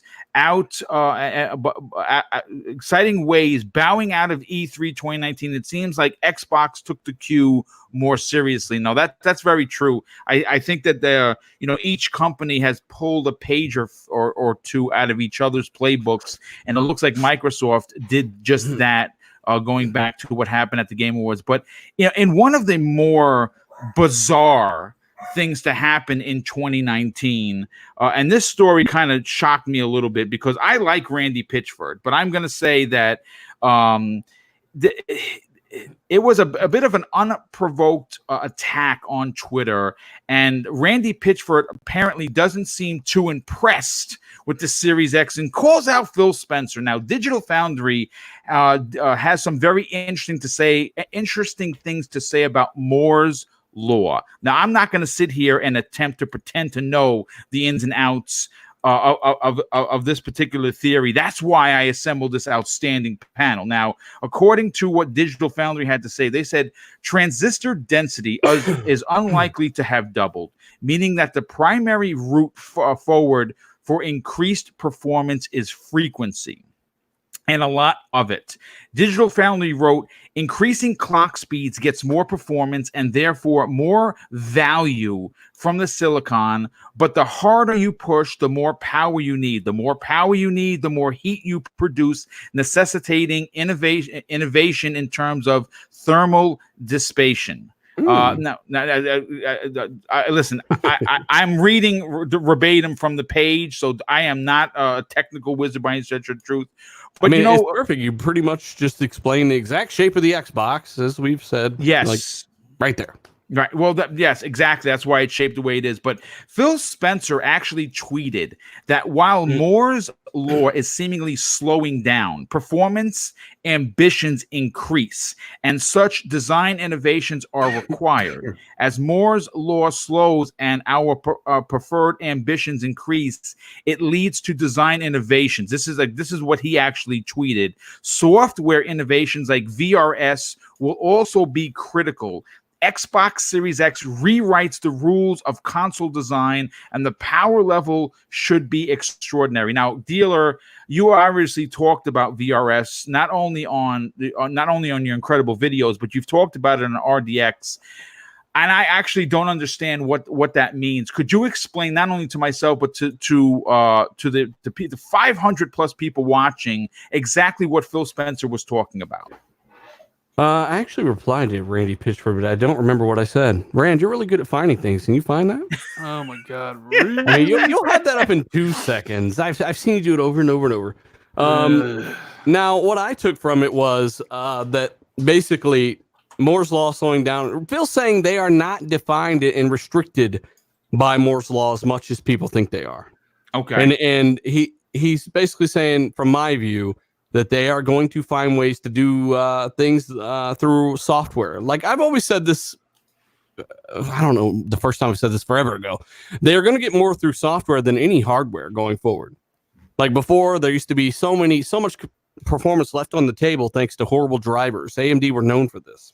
Going forward, they're going to ink out, and even engineers from AMD have said this, there's so much more to be inked out through software innovation than through actual hardware improvements. And this is what I think Phil really means with this tweet ultimately is, hey, it doesn't really matter what you guys think is possible. We're going to do a lot through these software innovations, and we're going to push things further than ever, and we're going to surprise people. And if Rand, just let me know if you can't find it. But, I'm looking. Okay. Hold on. But I mean, I don't think that they are as restricted through this is why I say the rules of console gaming have changed, because the way they're trying to do things, and again, all this stuff is custom as well. I think more custom than it's ever been. They're gonna really surprise people, and I'm blanking on what I thought. I worded it well to Randy as to what I thought Phil was trying to say, but if Rand can't find it, no one can. Yeah, I mean, I don't know. I don't see it here. Yeah, don't worry about it. Randy, well, I mean, listen, he's maybe he's kind of a bit surprised by what they're trying to claim here, what they're trying to say. What do you think, Rand? I don't know. Randy Pitchford's a weird dude. You know, he's gone off the edge for sure. He loses USB stick filled with like porn on it, porn at a like one of those like jousting tournament things here. So the interesting kind of wrinkle to all this is is he going to say the same thing about PlayStation 5? That, you know what? I'm glad you brought that up, because that actually was going to be the question that I bring to you. See, because and actually have that in the show notes. I mean, it's great that you brought it up. Here's my question to you, Rand, and I'm actually glad you brought it up once again. You know, first of all, I don't understand the unprovoked attack. Like, you know, could this be about Gearbox's new PS5 timed exclusive? Well, I mean, I'm sure that there are some conspiracy theorists that will suggest such a thing, that, you know, maybe his game or the game that they're going to be publishing was overshadowed by this announcement of the Series X and Senua's saga.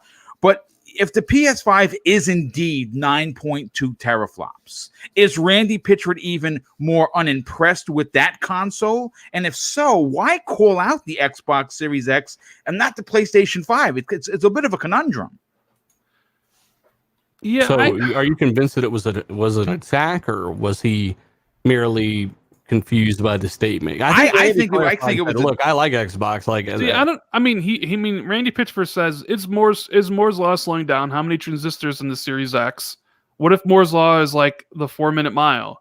Your ambitious message for the Xbox One X was inspiring, but for Series X, well, this feels more like an excuse. So let's just assume here that the Xbox Series X is taking the console performance bar way beyond what the PlayStation 5 is going to do. Is Randy going to have the same complaint? Or, like, is he going to say that, hey, the message about the PS4 Pro was inspiring, but for PS5, well, this feels more like I don't get what he's trying to say with this. Gunplay has hunted this down because he's way better than you at this, Rand. Okay, yeah. All right. Thank you, Gunplay. I appreciate it, brother. Thank you for that, sir. Basically what I said to him was, I'm pretty sure that's way of his. Fuck. I say that I'm pretty sure that's his way of saying that diminishing returns limited by previous generations of hardware have been overcome. And of course, my computer just did something weird. Limited by previous generations of hardware have been overcome, at least to an extent, of notable gains through software on console. Now, to me, that makes sense, but, I don't know. I know what I was trying to say, damn it. And so did 69 other people. Magic number. Mm-hmm. Very magic number. So, yeah, I mean, again, I say I'm pretty sure that's his way of saying that diminishing returns limited by previous generations of hardware have been overcome to a notable extent, basically through notable gains through software and console. So I think that Bill is basically saying that, that's his way of saying the rules have changed a little bit. They are able to, obviously, if you look at what's in this thing, or if you even the SSD stuff people didn't buy, right? I think they're doing things a little bit different this time around.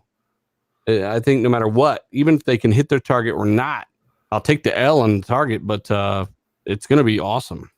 And I mean, there's the elephant in the room. Godfall is a timed exclusive for PlayStation 5. Presumably, Sony has paid for that game. Yes. And Gearbox is publishing that game, which means Sony is paying Gearbox for the game. So is there anything, behind that, anything little sinister? Like, Randy's talking smack about the Xbox Series X, but he won't say anything about the PlayStation 5 because Randall, are you introducing conspiracy theories? I'm just saying you got to present the facts. Does that have something to do with it? Because like I said, if Xbox Series X is way more powerful and is pushing the boundaries, and you're going to say, hey, your speech about 1X was inspiring, but the Series X is an excuse. Well, wouldn't the PlayStation 5 just be like, what's the right word to look for? A bigger excuse? Like, well, Gunplay also says that there's 75 people working on Godfall, Rand. Is that, you know anything about that? No idea. I mean, it's I forget the name of the studio. But yeah, I mean, it's all but confirmed a timed exclusive as well. Keep that in mind. I don't think Randy's intent was as malicious as people think, though. Even though who knows what he likes USB sticks. I don't think it was that malicious. But Rand, go ahead with your JFK conspiracy or whatever. I mean, I don't know. Like the other day, we were in a party chat, and some guy was telling us that like pyramids on Mars at the same coordinates as pyramids on Earth. Don't bring that into it. Come on. No, just saying. Just shout out to that was an interesting party, though. Yes, that was. We haven't. We haven't talked about that, dealer. It was very interesting. Yeah, I don't know. Like, whatever. We'll see what Randy has to say about the PlayStation 5 when it's like officially unveiled. Hey, Slow-Mo brings up something good too. Before I forget. They're just the publisher, and keep in mind they don't even publish their own damn games, do they? No. So 2K publishes. 2K publishes. Yeah, but I mean, like Gearbox is publishing the game, which means they're paying Counterplay. Which means are they paying you to make conspiracy theories? No, I'm just saying that's how that works. Gearbox is the one paying for Godfall to be developed by Counterplay. Sony would be the ones paying Gearbox to get the game. So yeah, but we'll have to wait and see what Randy says about the PlayStation 5 when it's revealed. Says it, by the way. What if Randy gets on stage and talks about how the PlayStation 5 is like the true vision and of hardware and all this stuff, like the perfect balance of power and price and. Let's wait and see. Rand, read Gunplay's comments, right? He's got stuff right from their website, and it's good stuff.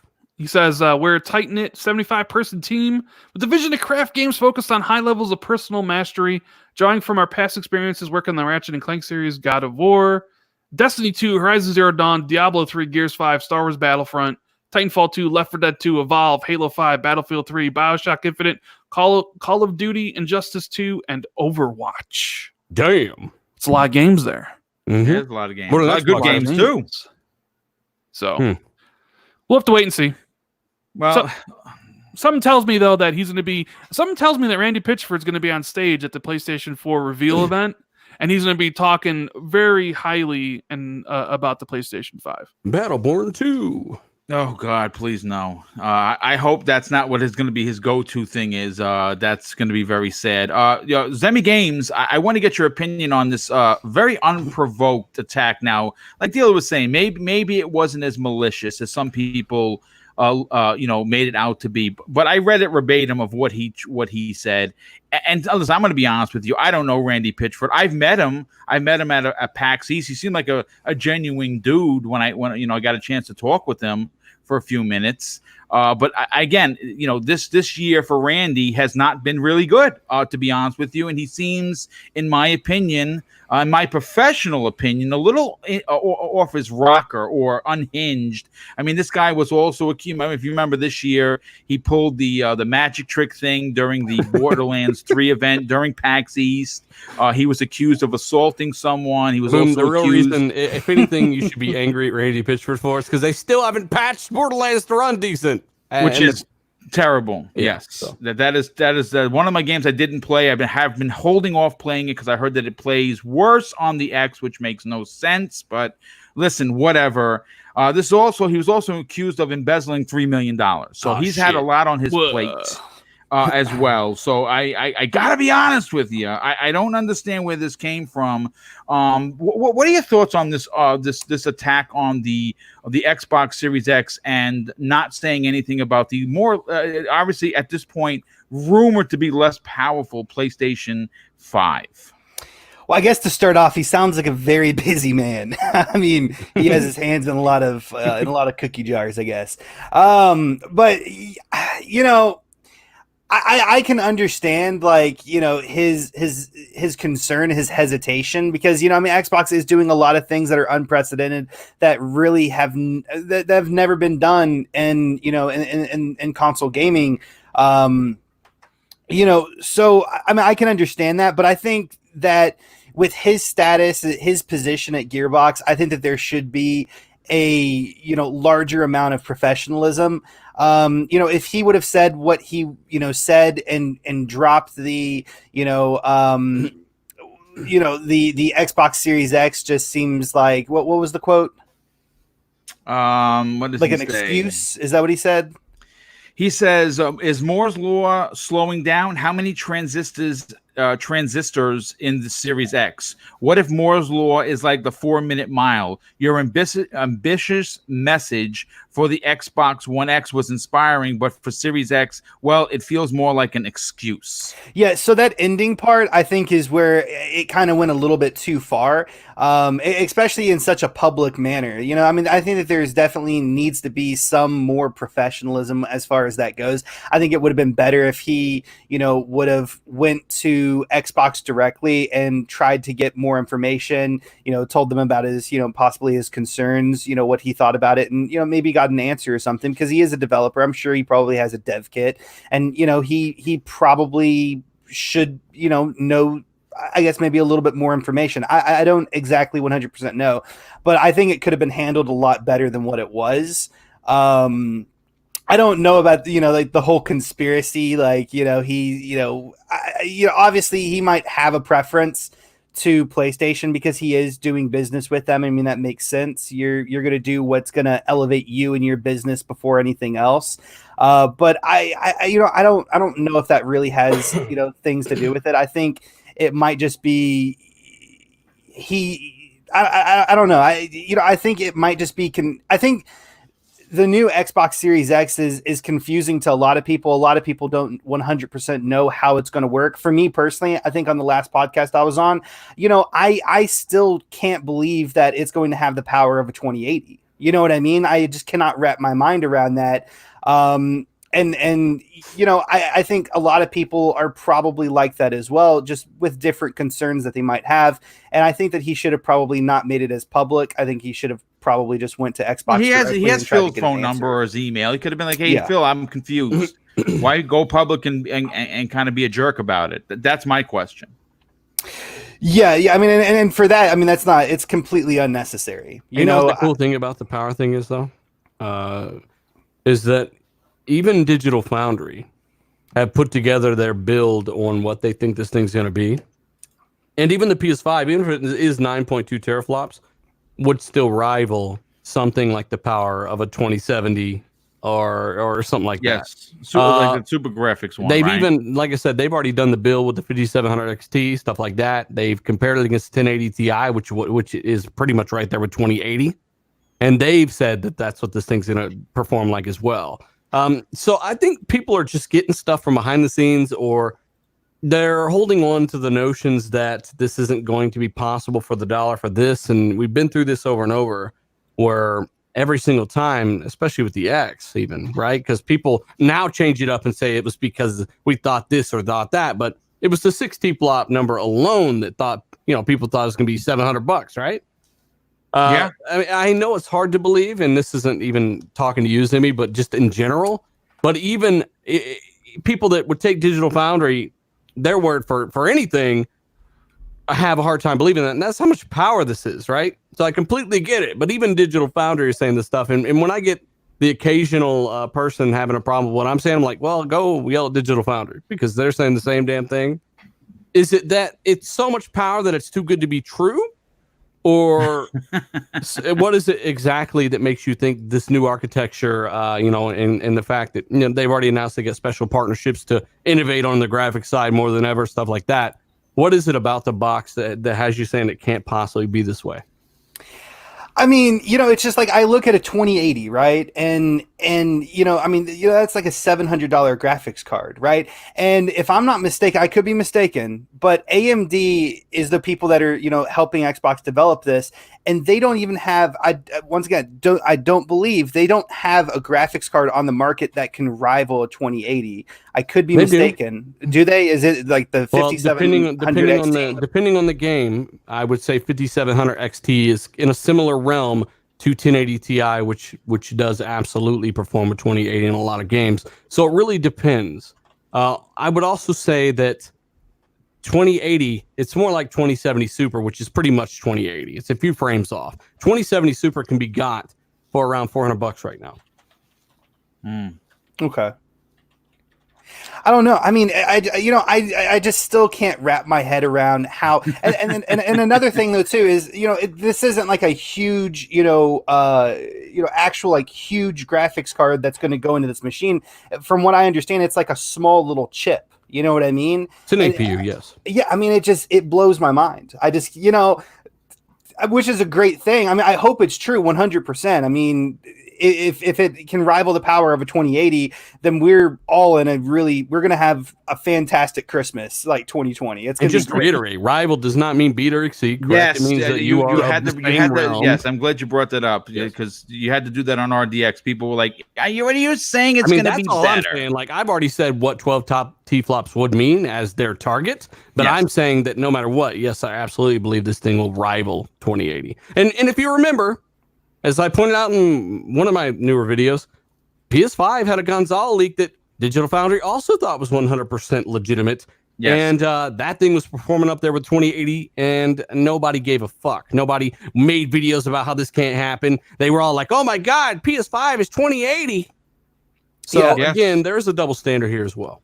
But kind of what I was saying as far as Randy Pitchford is like, I can understand his position and being, having concerns, being confused of how Xbox is going to do this, this amount of power, because, I have those same exact concerns. I can understand that. And I think if he would have tweeted out what he tweeted out and left out the back, like the back end where he was talking about, what you did with the Xbox One X was, amazing, but, the Xbox One S just seems like an excuse or whatever. If he would have dropped that comment, I don't think that there would have been any issue. But just with him adding in that little bit of salt at the end of there, I just think that was very unprofessional. But I do understand where he's coming from in the sense that, it's just, part of it just sounds too good to be true, especially with console gaming, as we know what console gaming has been, these last many generations.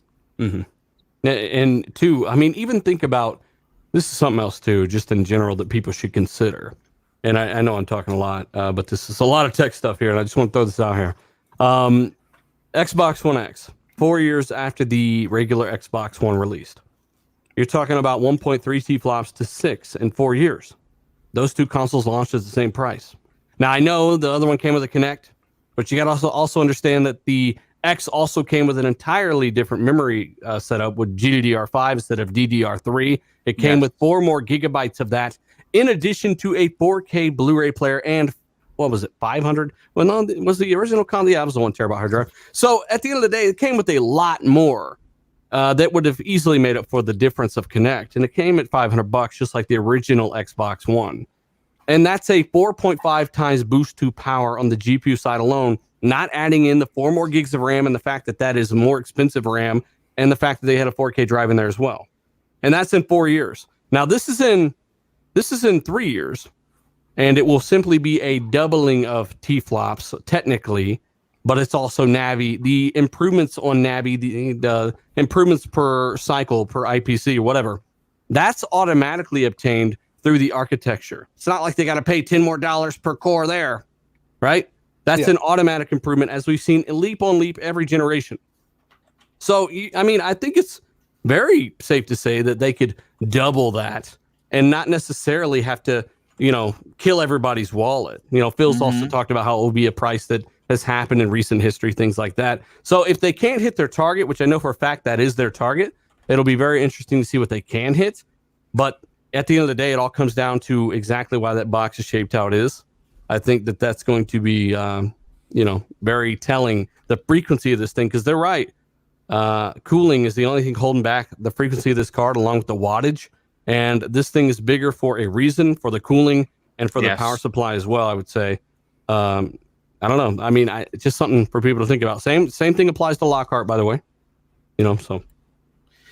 Well, listen, I'm just going to get Jay's point when we get to everyone out of here, because we are closing in on the 2-hour mark. Jay, I just want to get your opinion regarding Randy's unprovoked attack. Do you think it was professional? Do you think there was a lack of professionalism involved? And if he really had some questions about what Microsoft is doing, do you think he could have handled it better? Oh, he definitely could have handled it better. And do I think it has anything to do with the fact that he's working with Sony right now? Probably. Do I have facts? Of course not. But but you have your opinion in that. Well, yeah, but your number one mistake was to put me behind these 3 very intelligent individuals who already gave every point that I probably could have even thought of, and I don't have a lot of thoughts. But yeah, totally. I mean, we've seen unprofessionalism all generation, the last 2 generations. So why would this be any different? Of course, why did he have to throw that in the end? Because he could. And does it make him look good with his current client? Sure it does. Why else? Well, I mean, listen, obviously, I think it was a boob kind of a move. Obviously, and I love how he says, well, I love Phil. Phil's a good dude. And then he drops a comment like that. I just think that it was dumb, and it makes him look, like I said earlier, I think a little bit off his rocker, or, maybe he needs some sort of medication to kind of, ground himself to reality. I don't know. Medication would help a lot of people in these gaming streets these days. Yeah, everybody, please go see your local pharmacist, your local professional. And if you're in Canada, you can smoke some weed that'll help you through that. But there's help out there for you. Just go find it.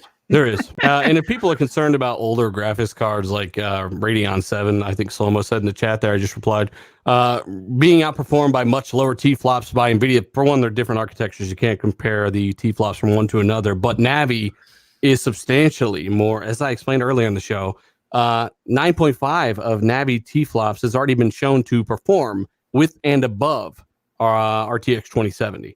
So this new architecture is a less of jack of all trades and more focused on gaming. And that's why it's more efficient per T-flop. Yeah, and that's also the problem is that we've conditioned people to think T-flops meant a certain thing in the last couple of years. Mm-hmm. And that's why they won't use them going forward, Jay. That's why we said that. Yeah, we have to totally stop thinking that way. There's new technology involved here. Just get T-flops out of your mind. Let's start thinking about new architecture that's coming, and everyone will be happy because guess what? When next Christmas hits, our faces are going to be melted off. Mm-hmm. I definitely agree. Well, listen, Well, actually, hashtag facts. I want to thank everybody. We had a total number of 535 people watching this show live, and my mind is completely blown. Thank you, everyone who came out to a show that has been a dream project of mine and a passion project. And obviously this panel is nothing to sneeze at. We had an incredible panel with incredible ideas and opinions. And of course, I want to thank everybody in the super chat for being ultra generous today. I mean, I really, from the bottom of my heart, thank you for supporting Double Barrel Gaming. But let's get everyone out of here now. Dealer, if I'm not mistaken, you are going to have an RDX tonight, and you're going to have a few guests. Why don't you talk about that? And more importantly, tell everyone where they can follow you on Twitter, listen to your hashtag facts, and more importantly, tune in and subscribe to your outstanding YouTube channel. Yes, we will be doing Real Deal Xbox podcast because if we wouldn't be doing it tonight, we'd be missing 3 weeks out of the month. Yes, and one of the rules of YouTube is be consistent. Yes, and two, we've not talked to people in a little bit here, so we're really anxious to get back in and talk to the awesome chat that we have. We absolutely miss talking to those guys. So yeah, we're looking forward to having RDX tonight at 8 p.m. Eastern on my channel. I also released a video yesterday. That's another rule of consistency, right? Yes, and that algorithm that we'll never figure out. That's on the memory of the system and how that's going to work. Really, really cool, interesting way that they're really leveraging bandwidth in the next boxes. Never been done before in a consumer product like this. Only in a workstation product. So it's really, really cool. But at the end of the day, yeah, follow me at dealer. What is it? Dealer_gaming on Twitter. Of course, we'll be live tonight at 8 p.m. Eastern on my channel, RDX Podcast. We will be having So Shady on, who's a panel member on one of your shows.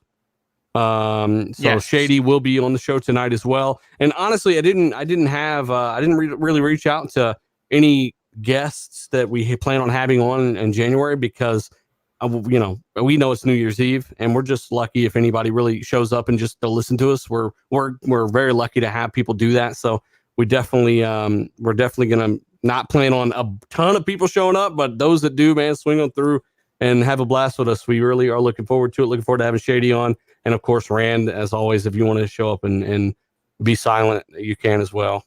Hey, I mean, why is this on me? What the hell? What did I do? Yeah, but we're going to have a great show, man. Again, you can find me on YouTube at Dealer Gaming and check the content out. Actually, check it out and watch it, unlike people that think they know what the fuck I've said and who I am. And we do appreciate it. Well, I'll definitely be there, and I think Gunplay is going to be there. Lethal Papa, you're going to have a lot of people there, dude. Obviously, it is the most popular Xbox show on YouTube, and for a good reason. And of course, Randall Thor 19, not to be outdone by Dealer Gaming. Rand, thanks so much for being here. I know you weren't feeling good, and the fact that you still thugged it out and you were here is tremendous, and it's greatly appreciated. You yourself have an amazing YouTube channel that you put out constant videos and really good information. But not only that, you get a chance to work with Jez Corden of Windows Central on a weekly basis on a little show called the Xbox 2 podcast, which I tune into and really enjoy. But also, you're very vocal on Twitter. Please tell everyone where they can follow you on Twitter, but more importantly, subscribe to your outstanding YouTube channel. Yeah, well, thanks for having me on. Boom. It was fun trying to keep my mind off my back while I've been doing the show. Hopefully it gets better over the course of time. But yeah, I mean, you can follow me. Look, I have a lot of underscores in my Twitter name, right? It's Randall Thor 19, but there's so many underscores. So, if you just, everything's on my YouTube channel, youtube.com/RandallThor19. All the links will be there to Twitter and all that good stuff. Like Dealer, I think I released 2 videos last 2 days. I need to be more consistent, and I will be. So check those out if you're interested. Obviously, me and Jez, we do a show every week most of the time, depending on, if we both can do it. It's either Thursdays or Fridays. We love doing it, and it's nice to see people really like the show. And from time to time, I pop in on Dealer's RDX podcast.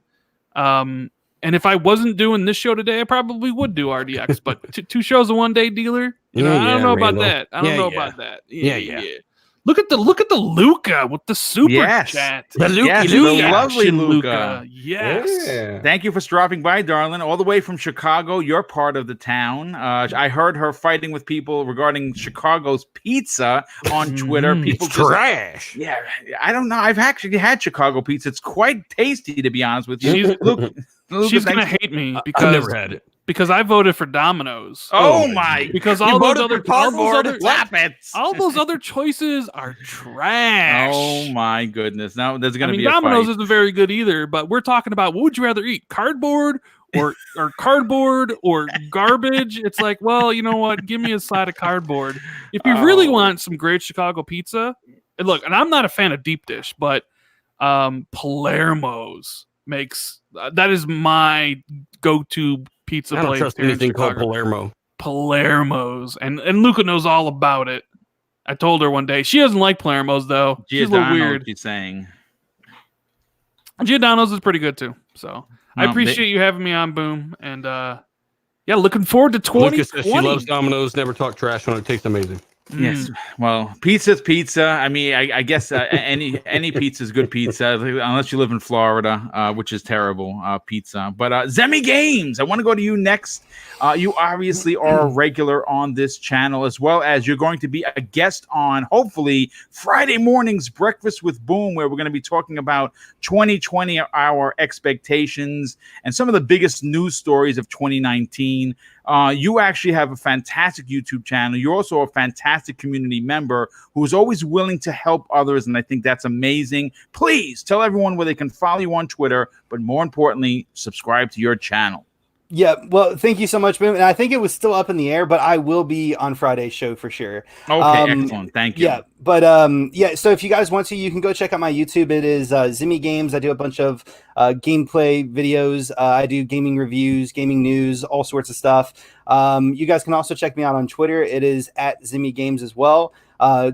Always feel free to throw me a DM. It's always open, and I'm always willing to talk to any of the community members out there about games. I absolutely love doing it. And today is New Year's, so if you guys are of age and you're going to go out and drink, make sure to have a DD. Don't drink and drive. Stay safe. And I hope all of you guys have a fantastic 2020 ahead of you guys. Well, thanks so much for being here. And certainly last but no way least, someone that I consider a brother, someone that I think is one of the most talented graphic artists on YouTube. He does amazing work. J Dubs, you have an incredible YouTube channel. We'd like to get those sub numbers up. You also are very active on social media through Twitter, even though sometimes you read a comment or two and you're immediately clutching your heart in disgust. Oh, but my I heart. guess that's My heart. that's the internet. But again, I'd like you to tell people about where they can not only follow you on Twitter, subscribe to your outstanding channel, but more importantly, if they want original artwork, tell people where that can be done. Okay. Oh, wow. That's a lot to think about. So first, let's go to YouTube. I've got a YouTube channel. I'm a co-host of the #1 retro arcade gaming podcast on the internet called Retro Renegades. Happens on Tuesday nights. It's going to happen tonight, but I won't be there because I'm going to be partying it up with a ton of friends for New Year's. So, but still go visit my Retro Renegade brothers. We'll be playing old games, drinking beer, and having fun. That happens on my channel and Supersonic Station's channel. And we also have Jago, and we have Daz, and we have Crispy Bomb, and we sometimes have guests, but please go check us out. If you're looking for graphics, you can hit me up on Twitter at graphic_god. I also have a website if you're looking for gamer pics, overlays. I just did an amazing new overlay for Wilmy Hood. He's going to be bringing out in the new year, so watch out for that. And you can hit me up at xboxgamerpics.com. And if you're looking for me to play some games on Xbox, because I do play Games Dealer, you can find me on Xbox as the Graphic God, 3 words. No, I know you play games. Yeah, you're a legitimate gamer, which is great. It's good to know. Right. It's good to know you don't hide your gamer score or your activity from anybody. There's people that do more podcasts than games they play. I didn't know you could even hide it. Well, you can't hide the gamer score. You can hide what you've been playing. Yeah. Okay. And And usually that's what people, y'all know. If you're getting all that gamer score from the little indie games, that shit don't mean shit. Mm. Yeah. Yeah, that exactly. doesn't mean. Wait. Who you talking to? You talking to me, dealer game? Talking to me? Barbie No, you games play all the good count. games. Damn it. Hey, dealer, don't make me. Don't make me. Randall, go don't play make me. New Game Plus on Barbie Horse Simulator. Hey, I'm not done with my outro here, guys. Yeah, you interrupted Jay's outro. What You're the heck? interrupt. I'm sorry, Okay, Rand started going in on me. and I'm trying to get this new term that I'm going to be using my new outro from my videos, and I want it to go viral. The new word of the new sentence of 2020 is support and be supported, and that goes for everybody in this YouTube community that does content. If you want to be supported, support others, and that's the way it's going to work, and that's how everyone's going to succeed. Well, that's a great way to close out this amazing show. Again, 2+ hours of some of the best talent on YouTube and people that I consider to be very good friends of mine. And this has been an amazing show. And I will close out with this. And I want to reiterate what Zemi Game said. Now, obviously, this is the police officer for me coming out. Unfortunately, in my 21-year career, I was involved in many, responding to many wrecks, some fatal, some not. And I'm going to say this in 2020, which is only a few hours away, there are so many ways that you could go out and get transportation, and you don't have to drink and drive. So if you're going to party and you're not going to party responsibly, that's fine. Just don't get behind the wheel, because you are going to ruin your life. But worse, you're going to ruin someone else's. So listen, tonight, have a great new year, everyone. 2020 is going to be great for gaming. 2020 is going to be great for everyone on this panel. And 2020 is going to be great for the Xbox community. So we'll be bringing you live shows, 6+ hours of content each week. And that's going to continue with Breakfast with Boom. That's going to be happening Friday morning. I'll be announcing the guest list then. And of course, have a great new year. Have a safe new year. And we will see you on the next episode of the Xbox Factor podcast. Take care, everyone, and have a great evening. Happy New Year. Malaka.